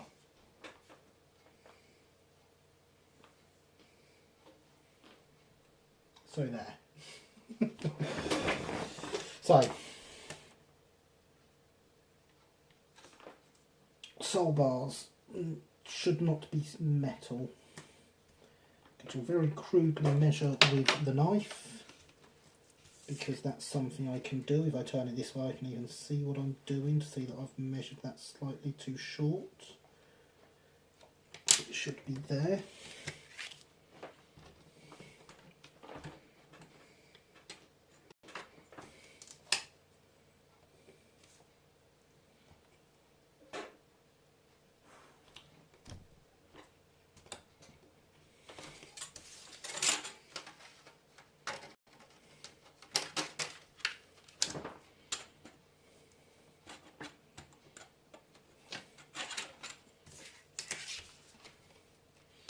Thank you for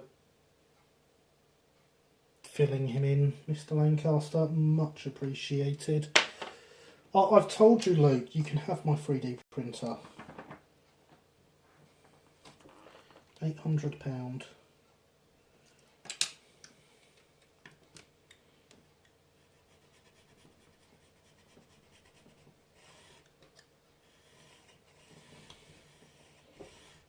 Some people would tell you I'm ripping you off for that price.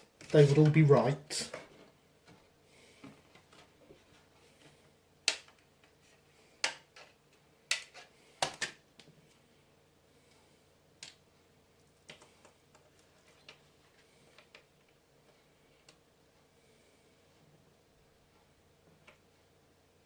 So that's come out very, very slightly too thick. But that's okay, that's why we have rulers and knives. I'd rather it was too thick than too thin.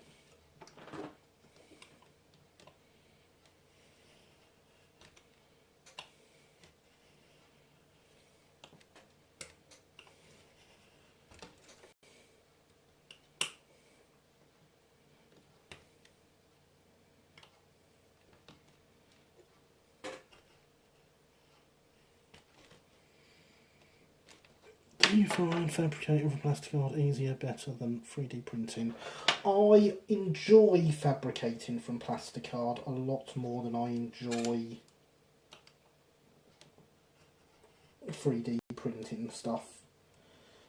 But both have their merits, and we will in fact at some point be making a 3D printed logo on stream. I have been in discussions with its designer.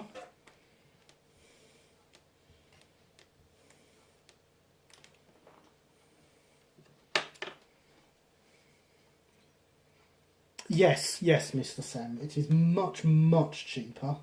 He won't hear me backing him up here, but there we go. This sheet of plastic card was 50p. £2.50 a bag of Skittles. I can't accept that, I'm afraid, Luke. My 3D printer will have to sit unused.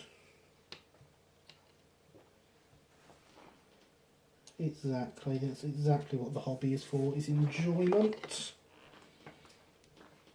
But as I say, they both have their merits.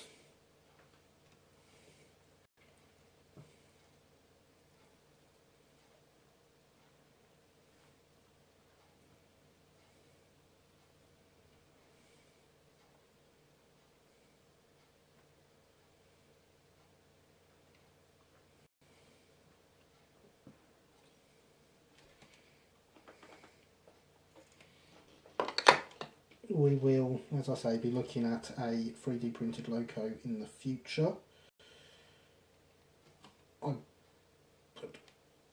Other than the creator himself, we will be the first people to do this, as the logo is actually still going through development. This stream will be the guinea pig for a new chassis design.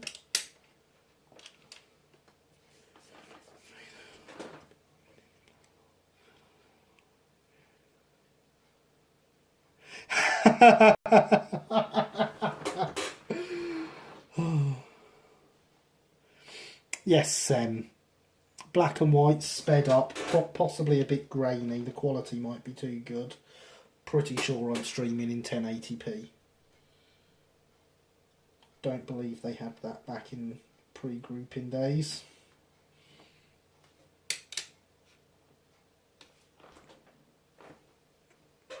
£3 on a bag of Skittles. I mean, you're getting closer, Luke. You're going the right way. Once we get up to, say, £799.50 in a bag of Skittles.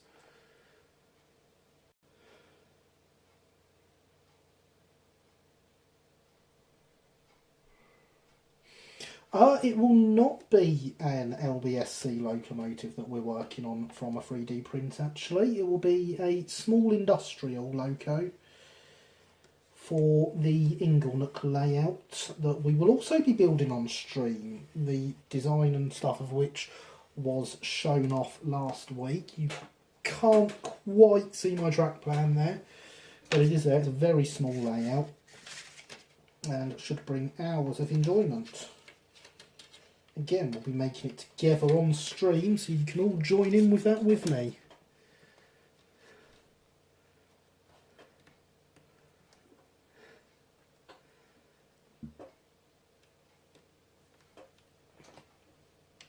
But please explain the Frankenstein double Farley then, Mr. Mole. I am intrigued.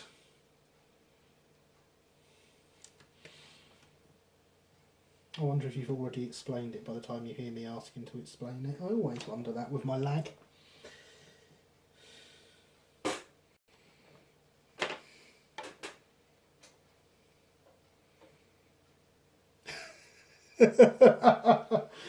Cam's getting tired. God.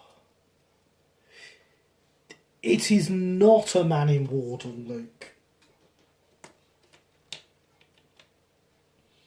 I actually don't want to give away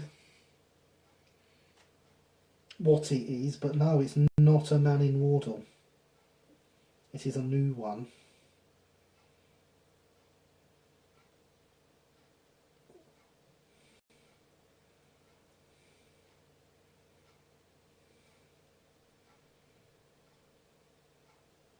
In fact, the creator of it was here earlier.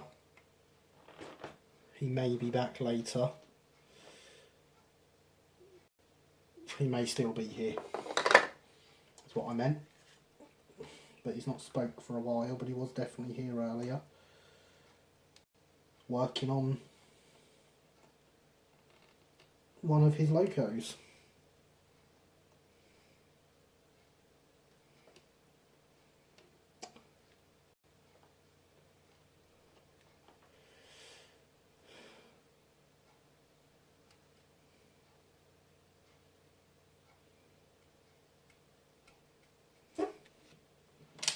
Those are all horrible types of loco, Mr. Sam. Castles, kings, what would we want those around here for?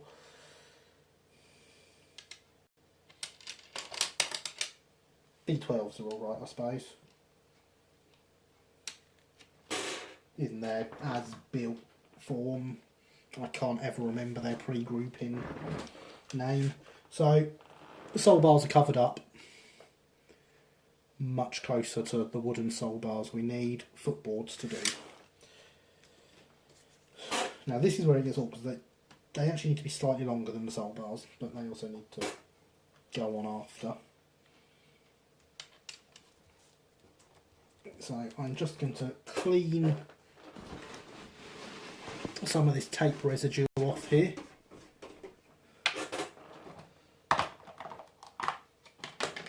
And then we can cut from this side. Oh, that was my phone charger. Let's make sure that stayed plugged in. It has. We are all good. And to be honest, we're at 100% battery on the phone. It could probably last the rest of the stream if it did fall out.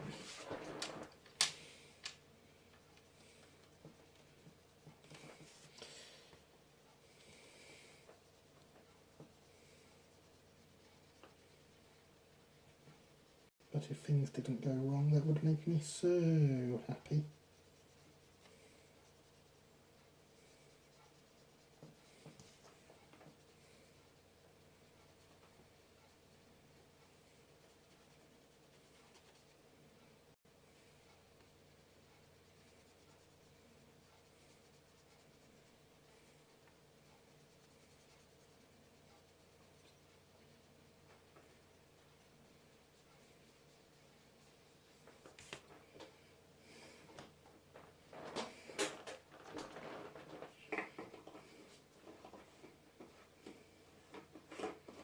It's not GWRism. It's common sense.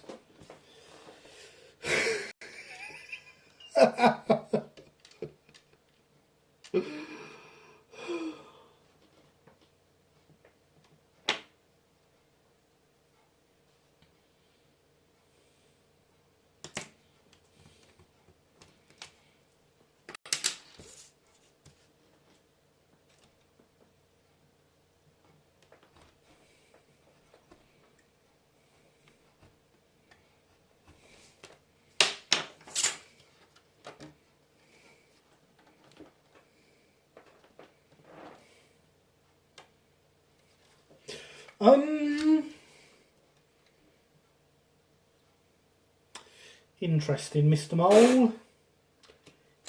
Interesting.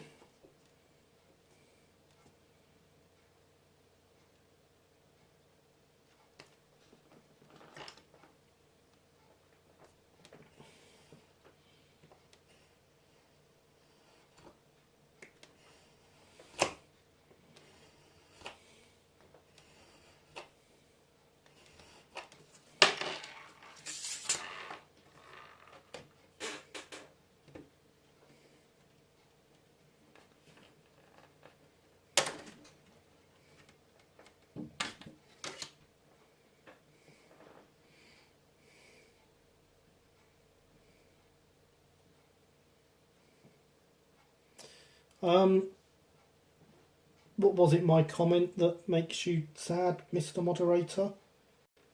Because the lag doesn't help me knowing in what you're responding to with comments like that, unfortunately. If it was, then all I can say is I've never hidden my feelings towards the Great Western. This has got all twisted and horrid, and I might just cut another one for the half a penny's worth of plastic. I mean, it costs less than Luke's bag of Skittles that he's trying to trade for a 3D printer.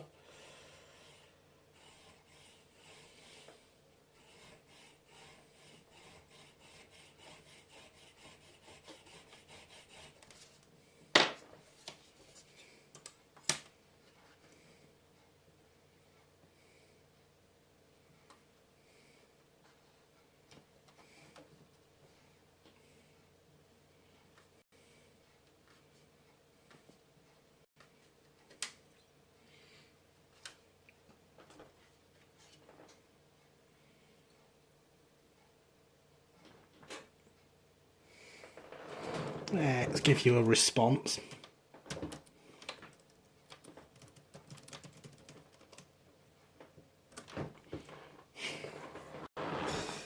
We're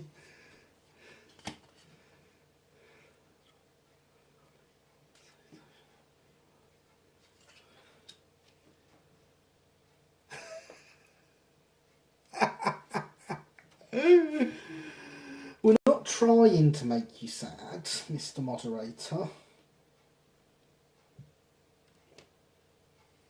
I mean, after all, everyone but me, you can, like, put in timeouts and stuff.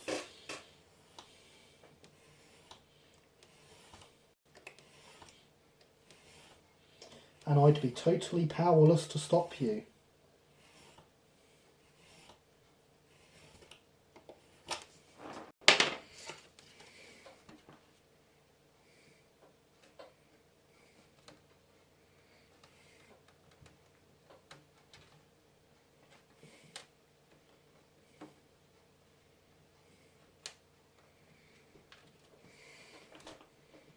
So there we have two decent footboards.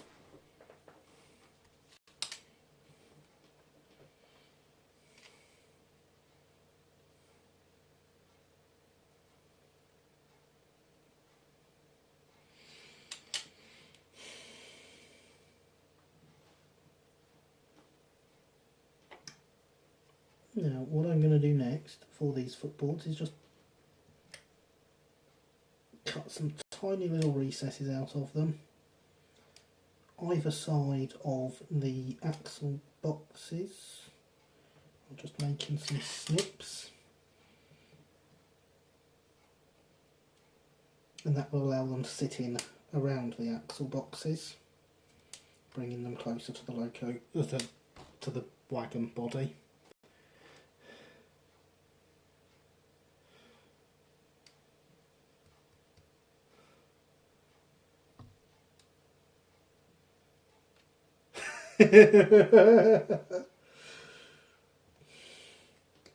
Damn GWR, so you put me in a timeout.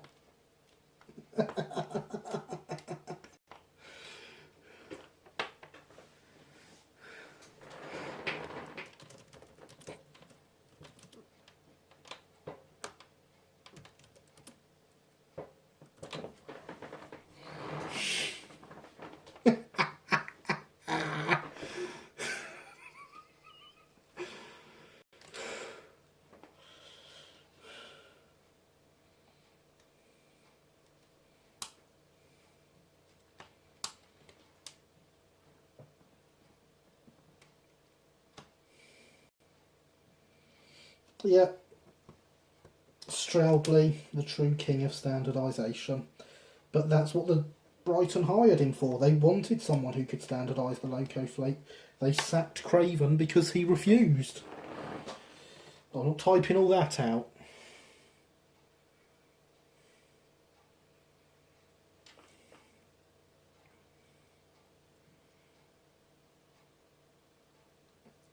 Perfect. Now to do the same to the other one.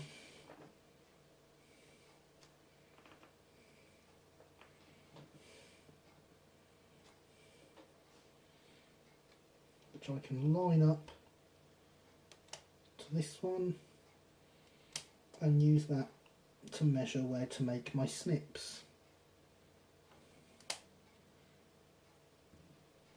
I do apologise for your lack of being able to see what I'm doing there, but sometimes I need to be able to see.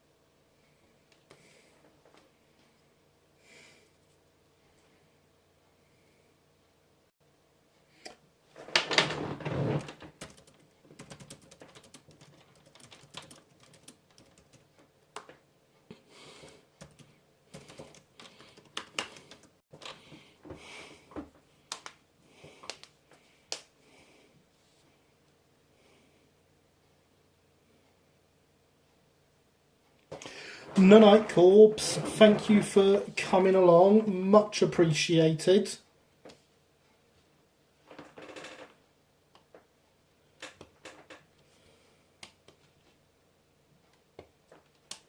We should be running for about another hour if you feel like catching up again with where we go.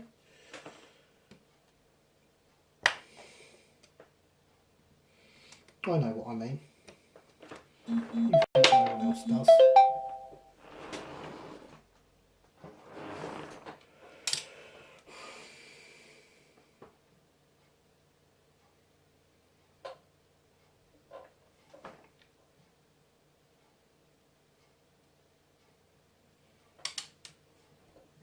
So now, something else these footboards need is hangers from here, coming down underneath them, holding them up. This is where we get creative. We open up the stapler.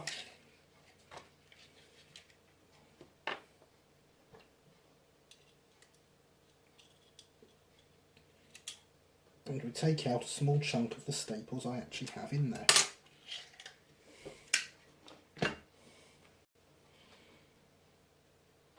Because staples are not far off the right size, lengthwise. So they're a bit too wide there. But they're conveniently the right shape.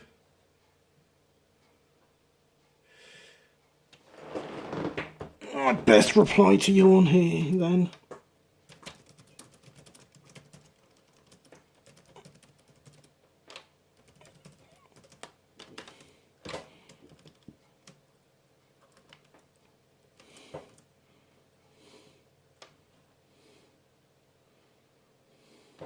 I've had that happen to me before on live streams, Alex. I don't know what it is you press to cause it, but yes, I am familiar with that problem. How many have I got here? 1, 2, 3, 4, 5, 6, 7. I only want 6. Let's count them again, just to be sure, because I can count, honest. 1, 2, 3, 4, 5, 6, 7. I can count.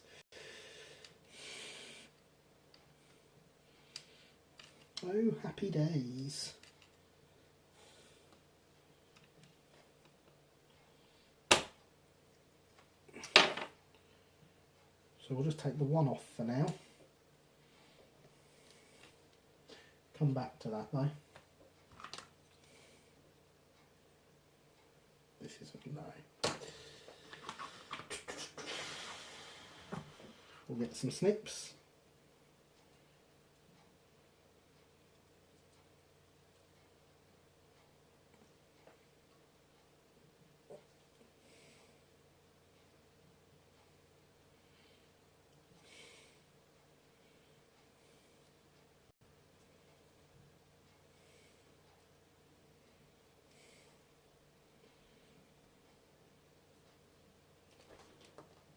And snip off the end. I had to take that off camera. I needed the leverage there.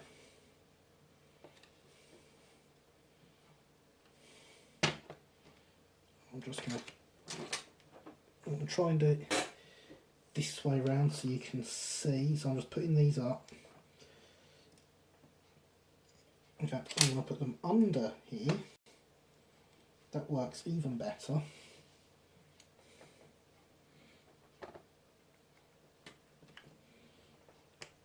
And just mark across to the right width there. I can just about see that.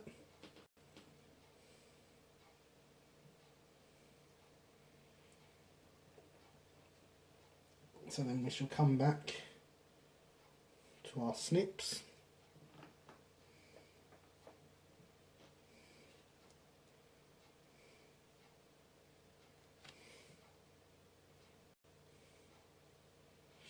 "90 people have what to your most recent tweet, Luke?" Seen, liked, retweeted,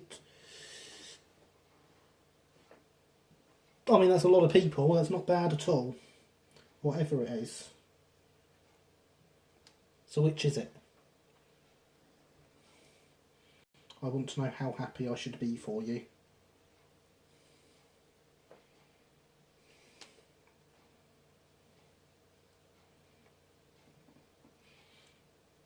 Good number. Yeah, not bad at all. Especially for something that doesn't, a train that doesn't have a face on Twitter. Because I tend to find those trains with faces really do bring in the views.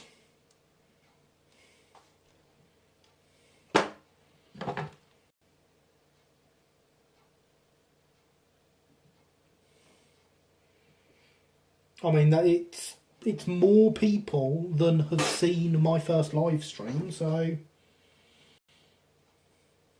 I'm going to say that's pretty good. You should be proud. Right.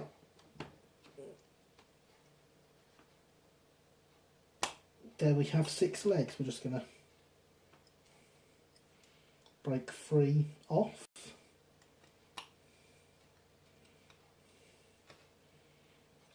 I think my knife might have got a bit magnetised.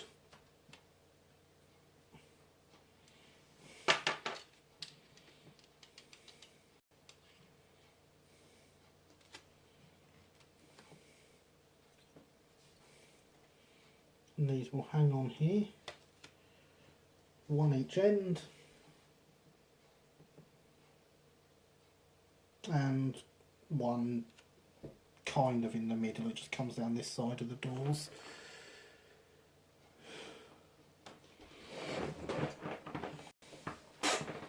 But it's important to stay hydrated, kids, so generic black fizzy liquid, sugar free because sugar is bad, is required as a refill. Because I'm getting extremely thirsty here.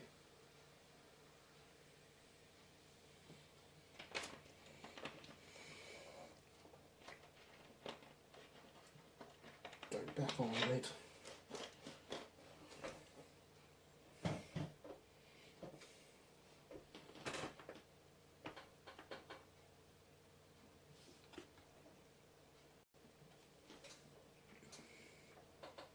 Evening, Linny. How are you?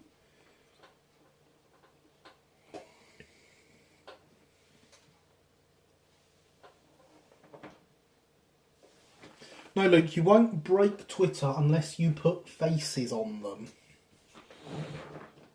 And if you then take the faces back off of them, Twitter will break you. So, you've been warned.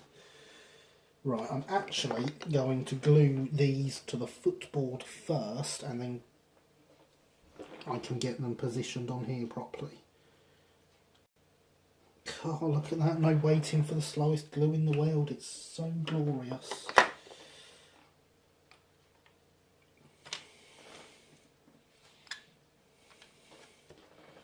And we can work out the right positions for these using the body. What I'm going to do is compare where they come down here on the body to where the body is on there.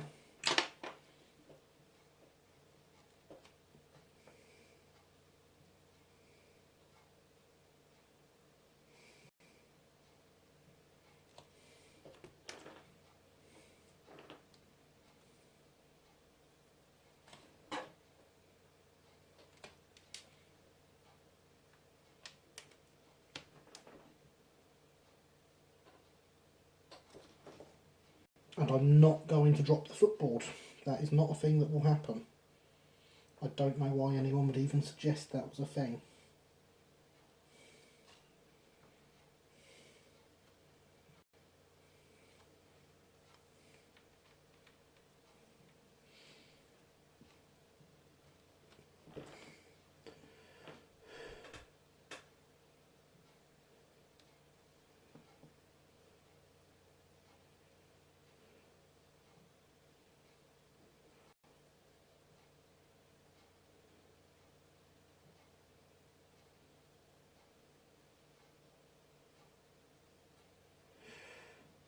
I don't know. I'm not very good at Mozzie Squadron coats and stuff, actually. Where do I put my... There it is. So I would love to help with that one, but I don't know.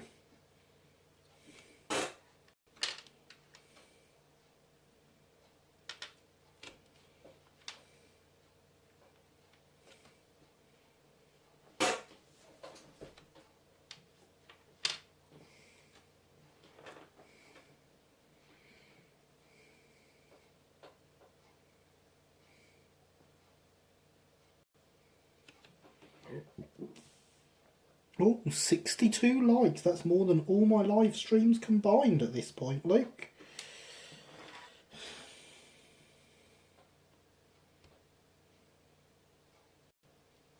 No, don't fall over.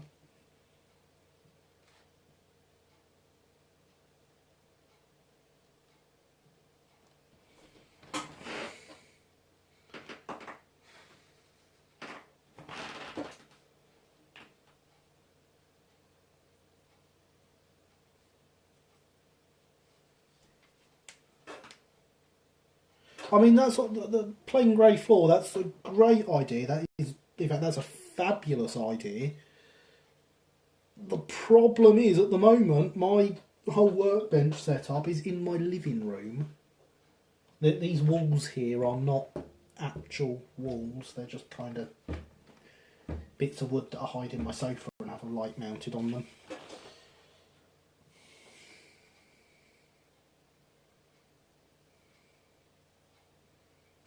Thanks, Alex. Much appreciated. But yes, grey floor is probably a great idea. I mean, I have laminate in here. It's not so bad for finding things. Obviously, the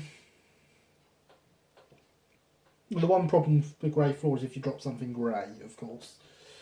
Try not to do that.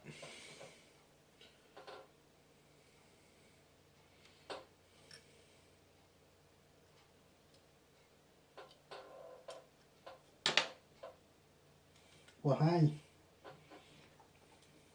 one footboard. This one wants to be done this way round.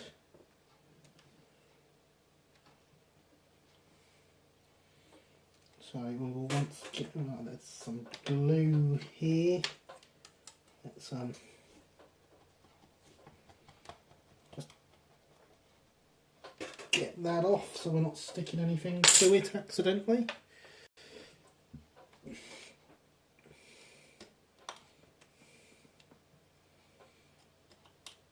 In fact, whilst we talk about smashing like buttons, if you go back and smash the like button on the last two streams as well, that would be excellent. My ego really does appreciate it.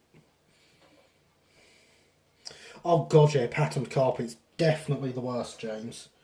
Definitely.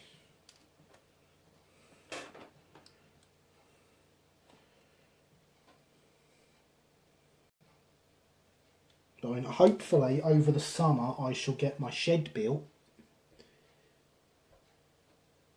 in which case my workbench will be getting its own dedicated room, a room that currently stores all the stuff that should be in my shed.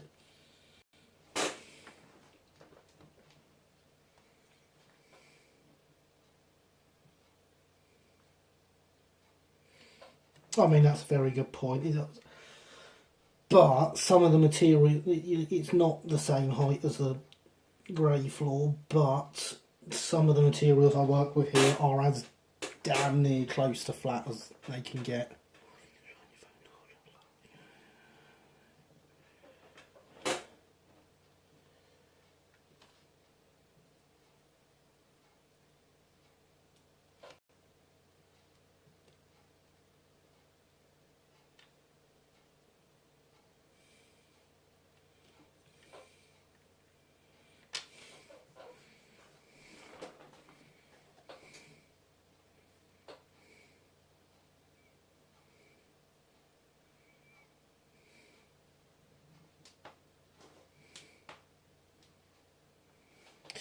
Thank you, Alex. Don't worry about going back to like the old streams. I appreciate you for having done it already. I mean, you could always make some fake accounts and watch them and stuff. Oh, no. The workbench and stuff will be staying in the house, but will be getting its own room.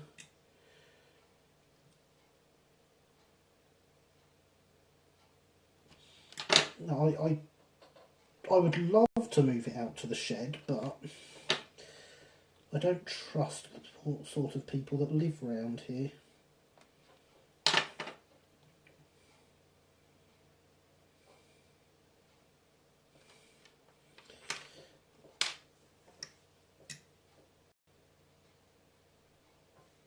Ah, no, don't fall. But yes, sheds are great. I have a 12 foot by 12 foot one waiting to be built. I need to get the concrete down for it to go on first though. You're not stuck to the footboard, you're stuck to the glass. That's no good to me.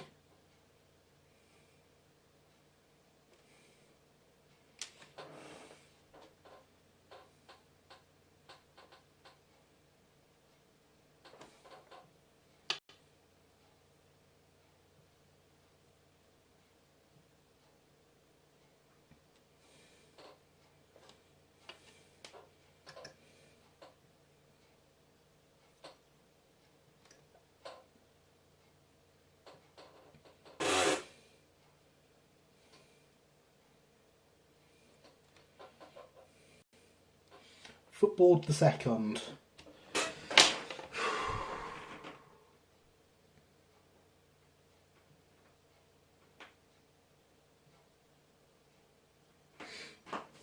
The shed is getting all the rubbish that is currently in the room that my workbench will be moving to. And I'm rather looking forward to having that done, because as nice as these big solid wooden walls I have here are, and I do mean solid, they're about an inch thick of... In fact, they're mezzanine floor panels, so yeah, they're pretty strong. My living room window is behind this one, and it kind of gets in the way.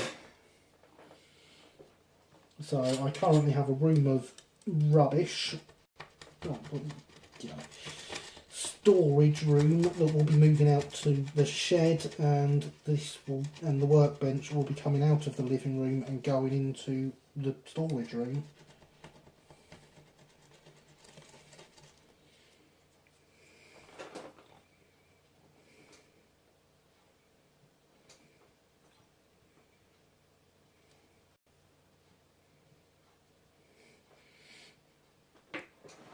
Well, that's not very nice, Lily.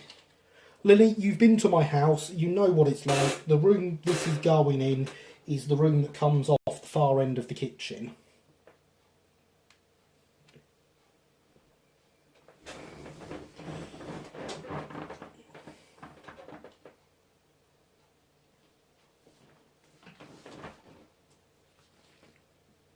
I saw that message before you retracted it, Alex, so there's no point in retracting it.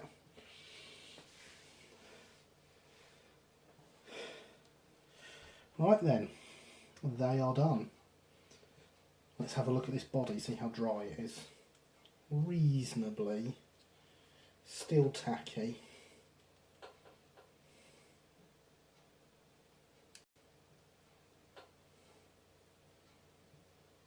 The ends are okay though.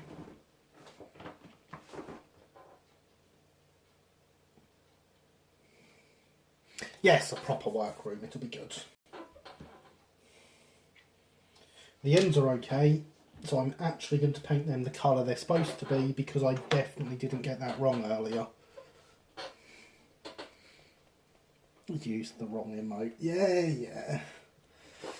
I'll believe you, but only because you believed all my stuff earlier that you didn't really believe, but you know.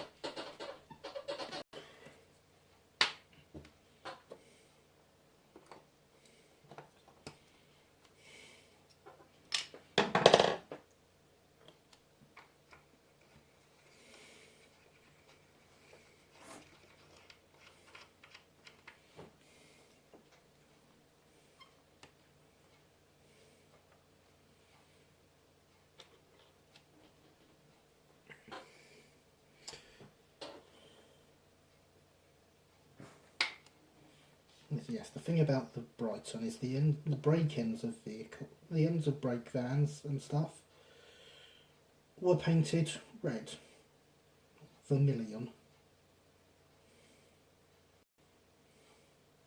So I should not have painted these ends grey earlier, really, but it did serve the purpose of me being able to see that they were okay. There was nothing peeling, etc, etc. Oh, no, dog. There's a camera there. I'm actually recording stuff. If you could leave the tripod alone, it would be very much appreciated.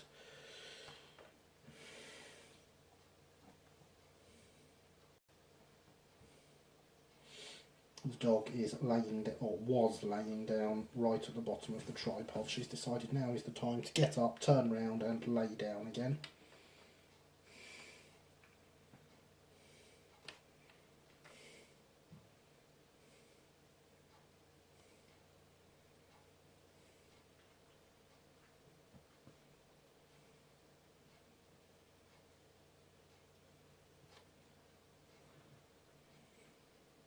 For some reason, every single vermilion paint I have ever used has been way too thin and needed about a million coats. This is no different. This one,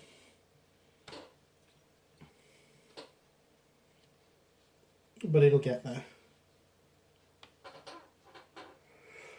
Whilst you're here, Linny, can I just get a confirmation?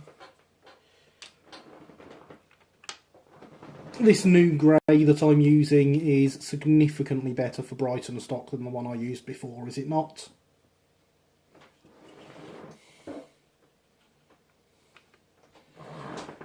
Should look quite nice when done. I'm going to repaint the lighter one in it. Oh no, I've gone over the side. Damn.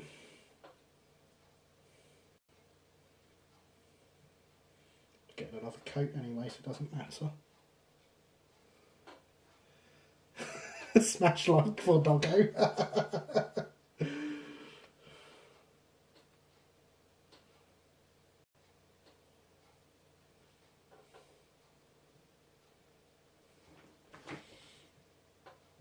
Doggo is sulking at me because I gave her a bath earlier and she didn't like it.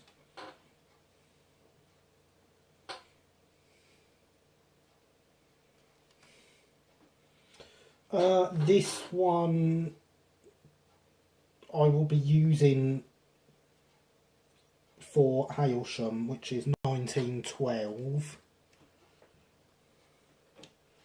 So we're getting quite close to the First World War, and I believe it was quite a dark colour by then.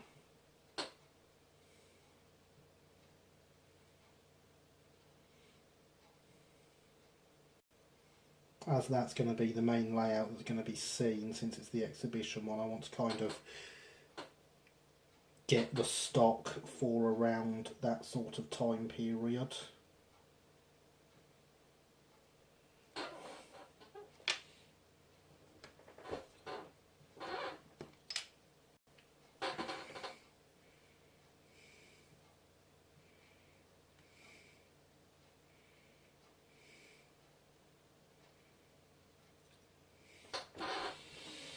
You're not holding them on for long enough, Luke. PVA can work for etched plates just fine. Personally, if you're not taking them off, I don't see why you'd use PVA. Super glue on the end of a needle does the job brilliantly.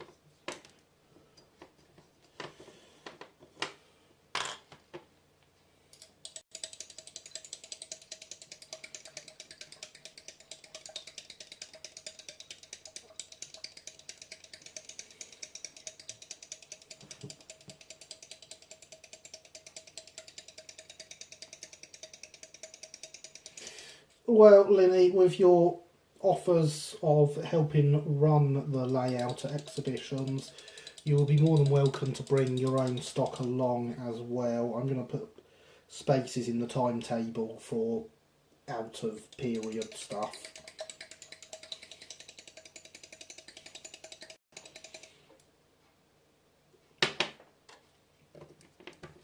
but this one will be going into the later livery as per the HMRS transfers with the large LBSC, so I believe that is correct for the darker grey. Wash that white spirit off because it stinks.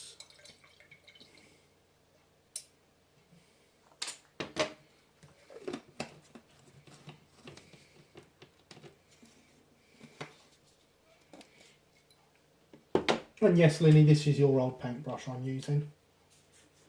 You left it here, your fault. There we go.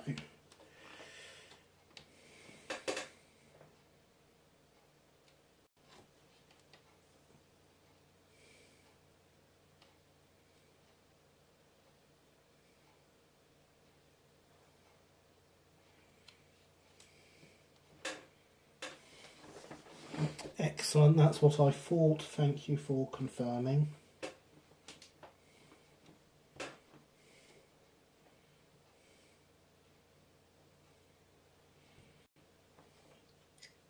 Just take some of this older, not quite dry yet glue off.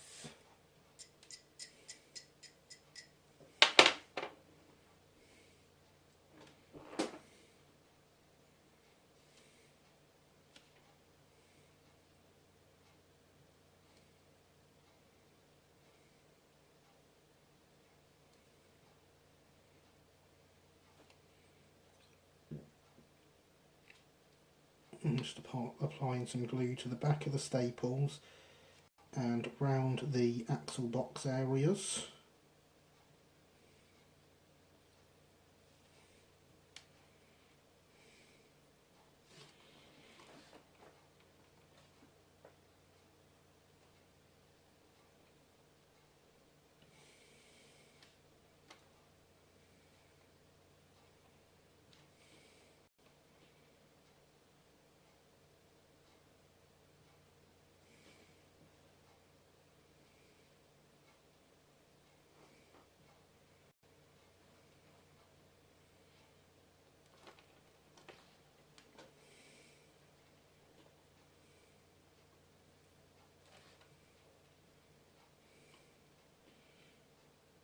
And that doesn't quite reach the axle boxes, so we didn't need to put some glue on there.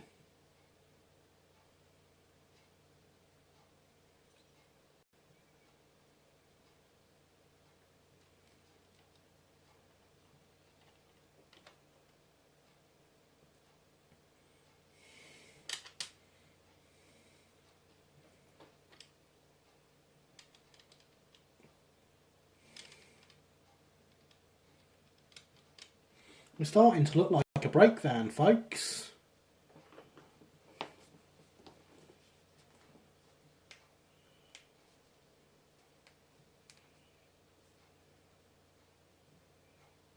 Oh yes, good point, Jack. Gloss enamel varnish, that is good, yes. I have heard a lot of people say they use that.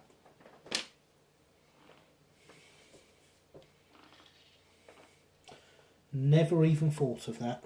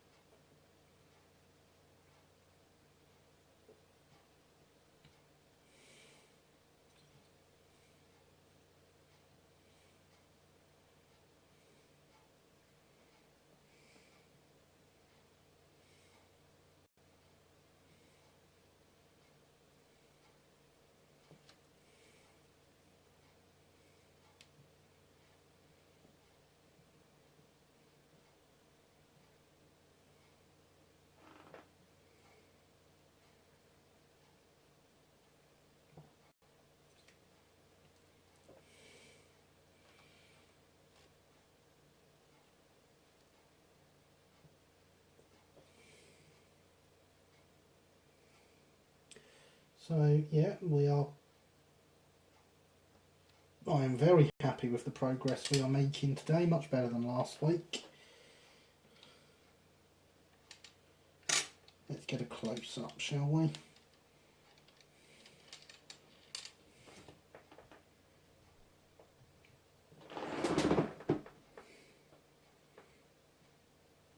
I'm very, very, very happy.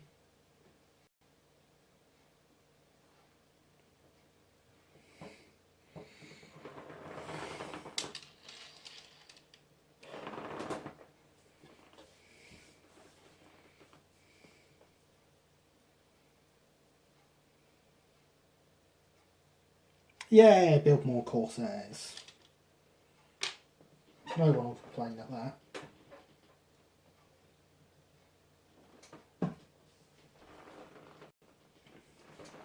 So I've got 2 more footboards I need to do. It's 11:30, so if we can get them done, I think we'll be doing quite well personally, and they are just the length of the door.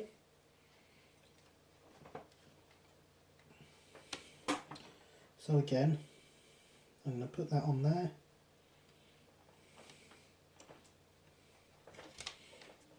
Mark with the knife.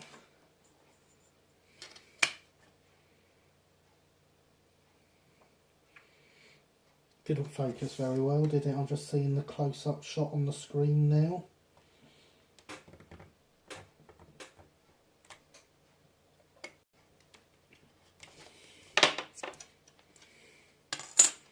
But I am very happy with the progress we have made here.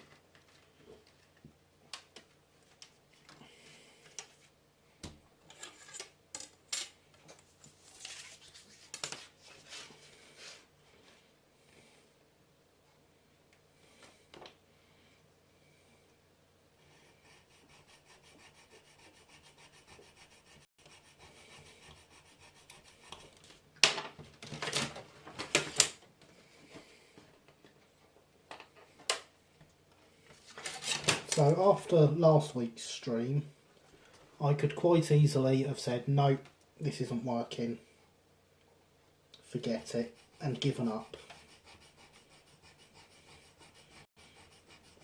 But I'd like to think that this week's stream proves why that is not the attitude you should have.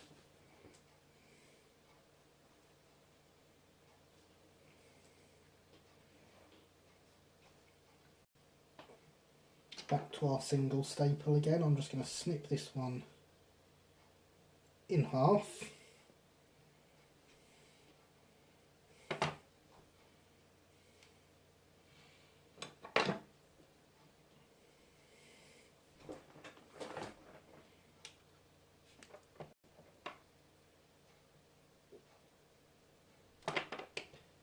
That looks to drop about the right amount actually already.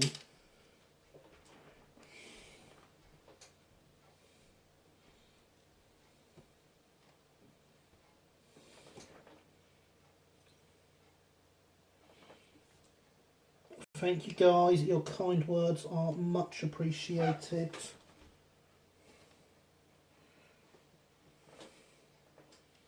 My ego says thank you.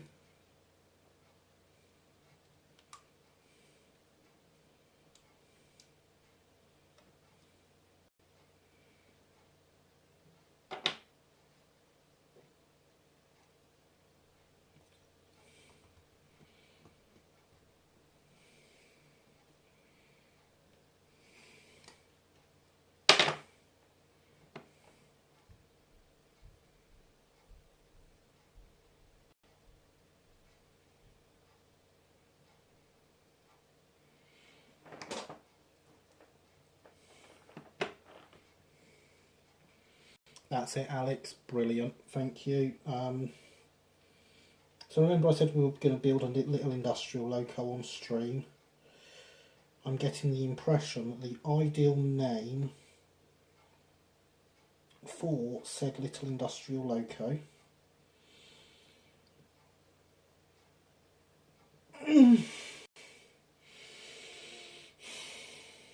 Sorry guys, staple went into my finger there. Don't do that. Do not recommend it at all.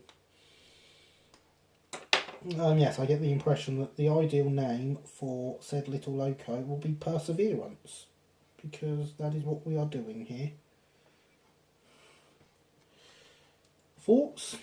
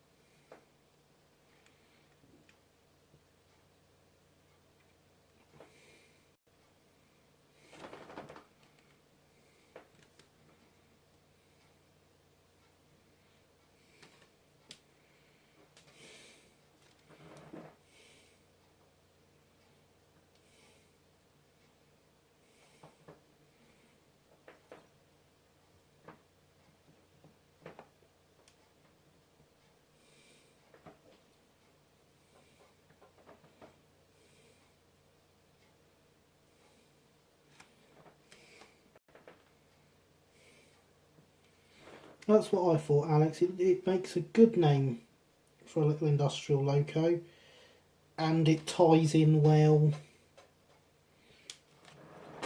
with persevering through the issues we've had and will have again in the future.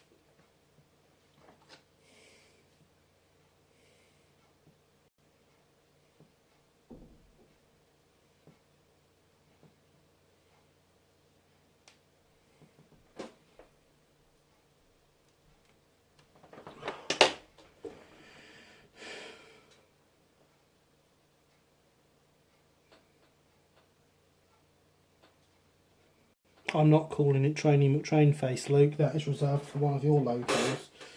I can't remember what one. 24.96 on decals. These were a £5, and they'll do me a fair few wagons.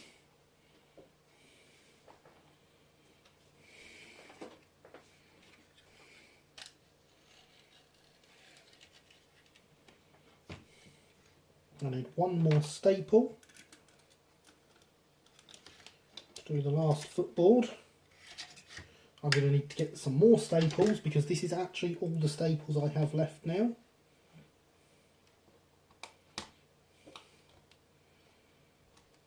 I can count, and there is 1, 2, 3, 4, 5 of them. See, I can count.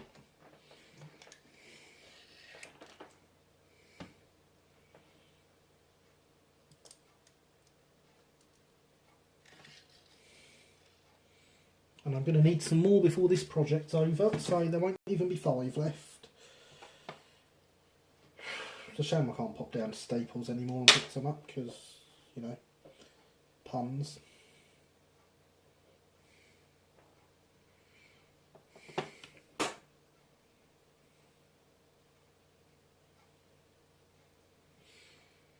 I'd like everyone to take note of the fact that Luke has admitted Trainee McTrainface is indeed a name reserved for one of his locos, and that loco is his K1.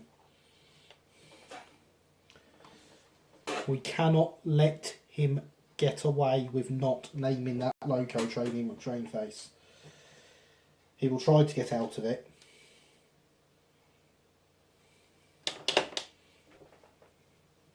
But we cannot let him.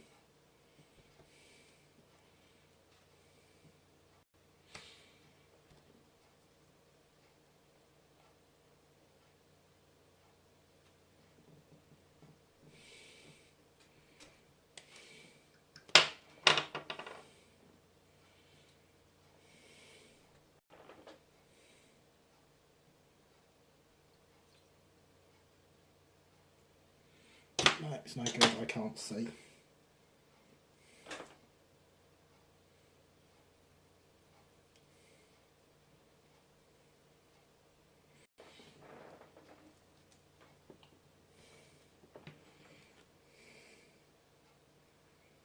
It was agreed upon a long, long time ago in a galaxy far away. Naboo was under an attack. If I say any more, Weird Al Yankovic's gonna copyright strike me.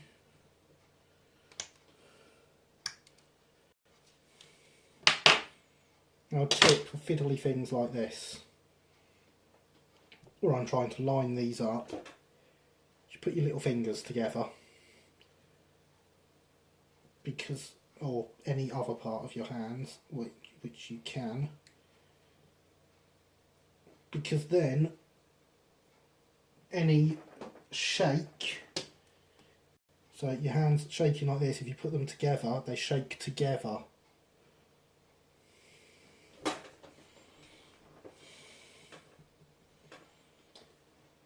Meaning, as you're not going to knock yourself out, or you're not going to go like this and miss where you're after. You're going to be shaking together and get exactly what you want.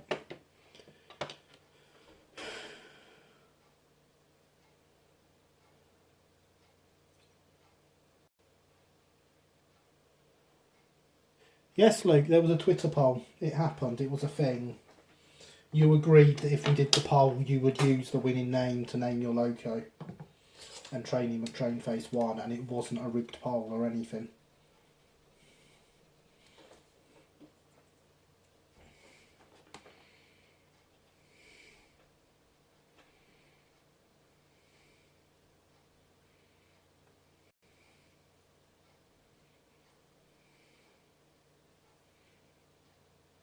That's a lot of transfers.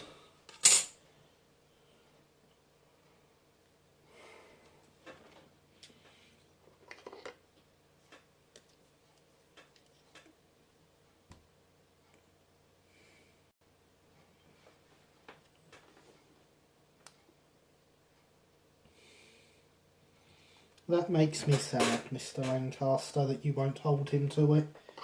It is the law.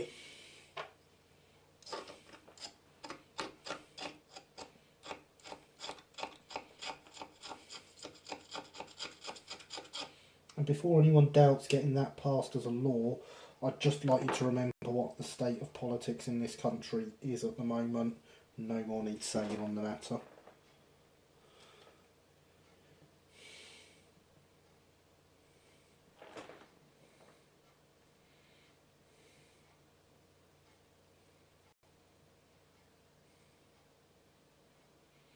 If it helps refresh your memory, Luke, one of the other suggested names was Trainee McTrainface 2, Electric Boogaloo.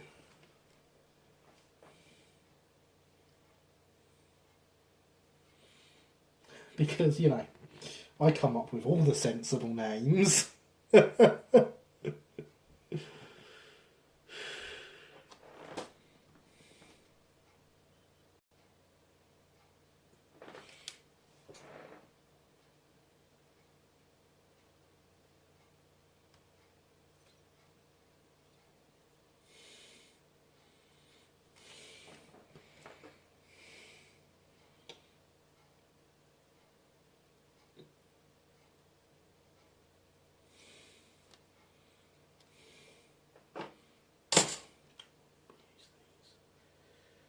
Oh, there we go.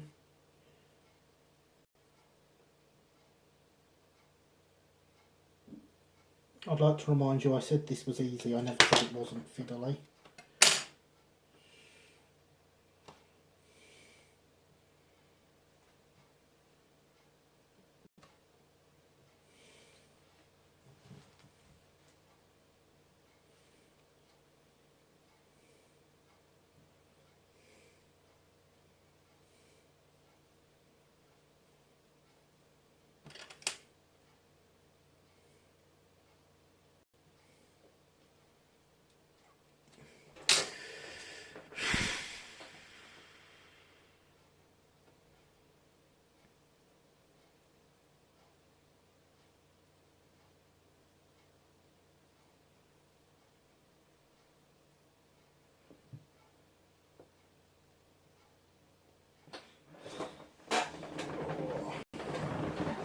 Stay hydrated, kids.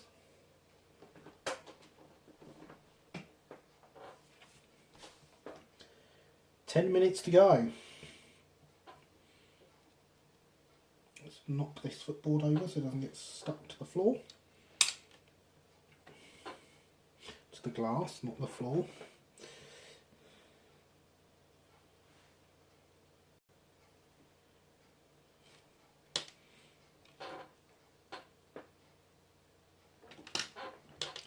Tiny dab of glue on there to hold it to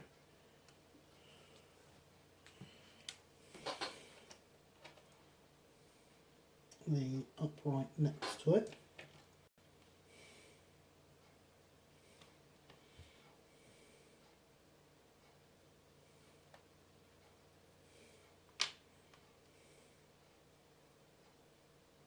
And that is positioned perfect.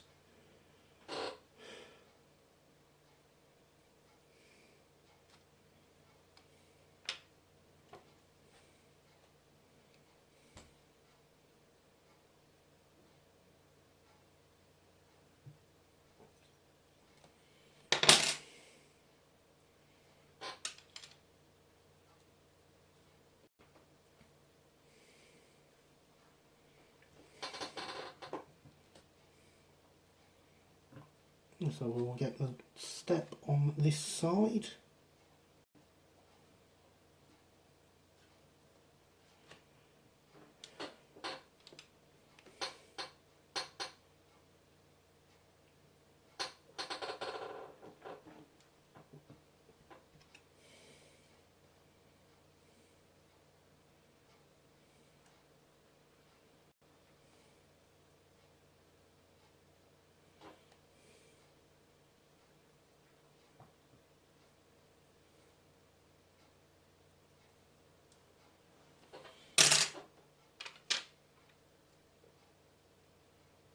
That is also as near to perfect as we're getting.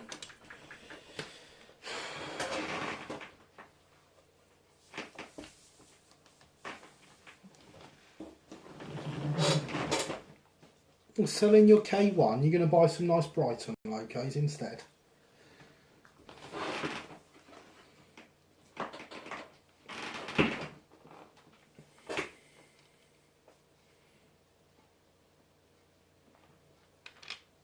So now that the footboards are on,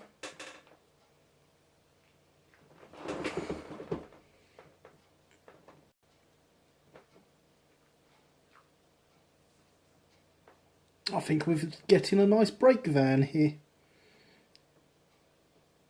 I assure you that gap between the body and the chassis does not look that big in real life.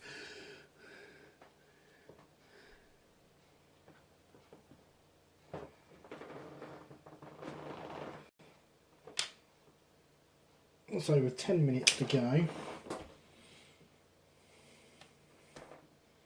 think we should get these back in.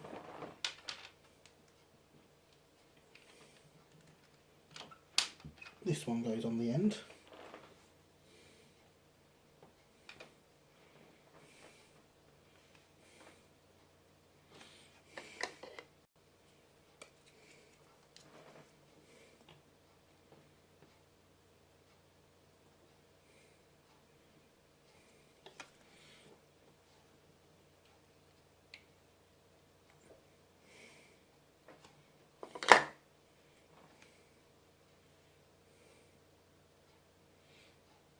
I didn't spell anything, Luke.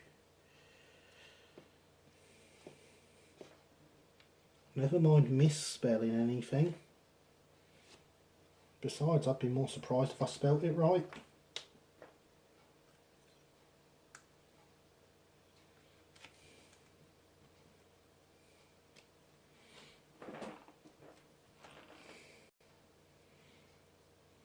Thank you, sir.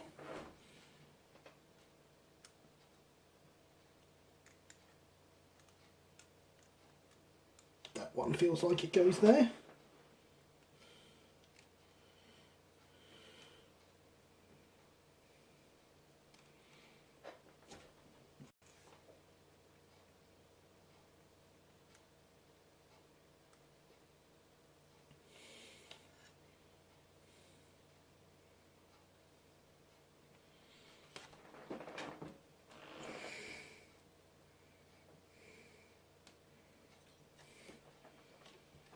So this one must go here.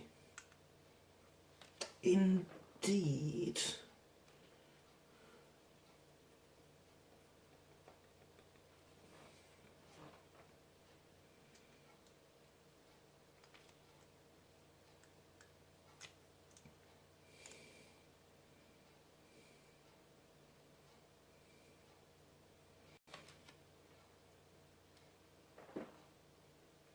So that is the roof rigged back in. And I can still see.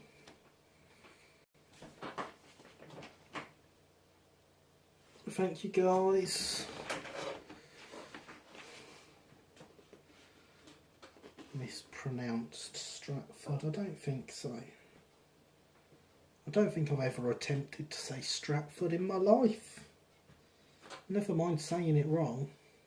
Doncaster I've said before. And if I was going to talk of LNER Loco Works, Doncaster would be the one that I mentioned because it's the one I know.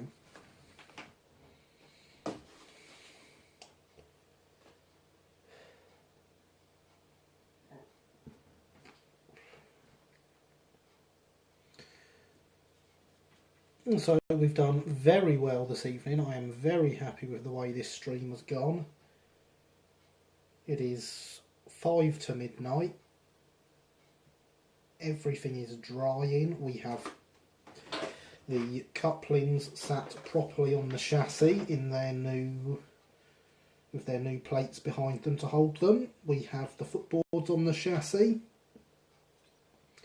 We have holes for the handrails drilled onto the body. We have the roof struts back in the body. We have paint.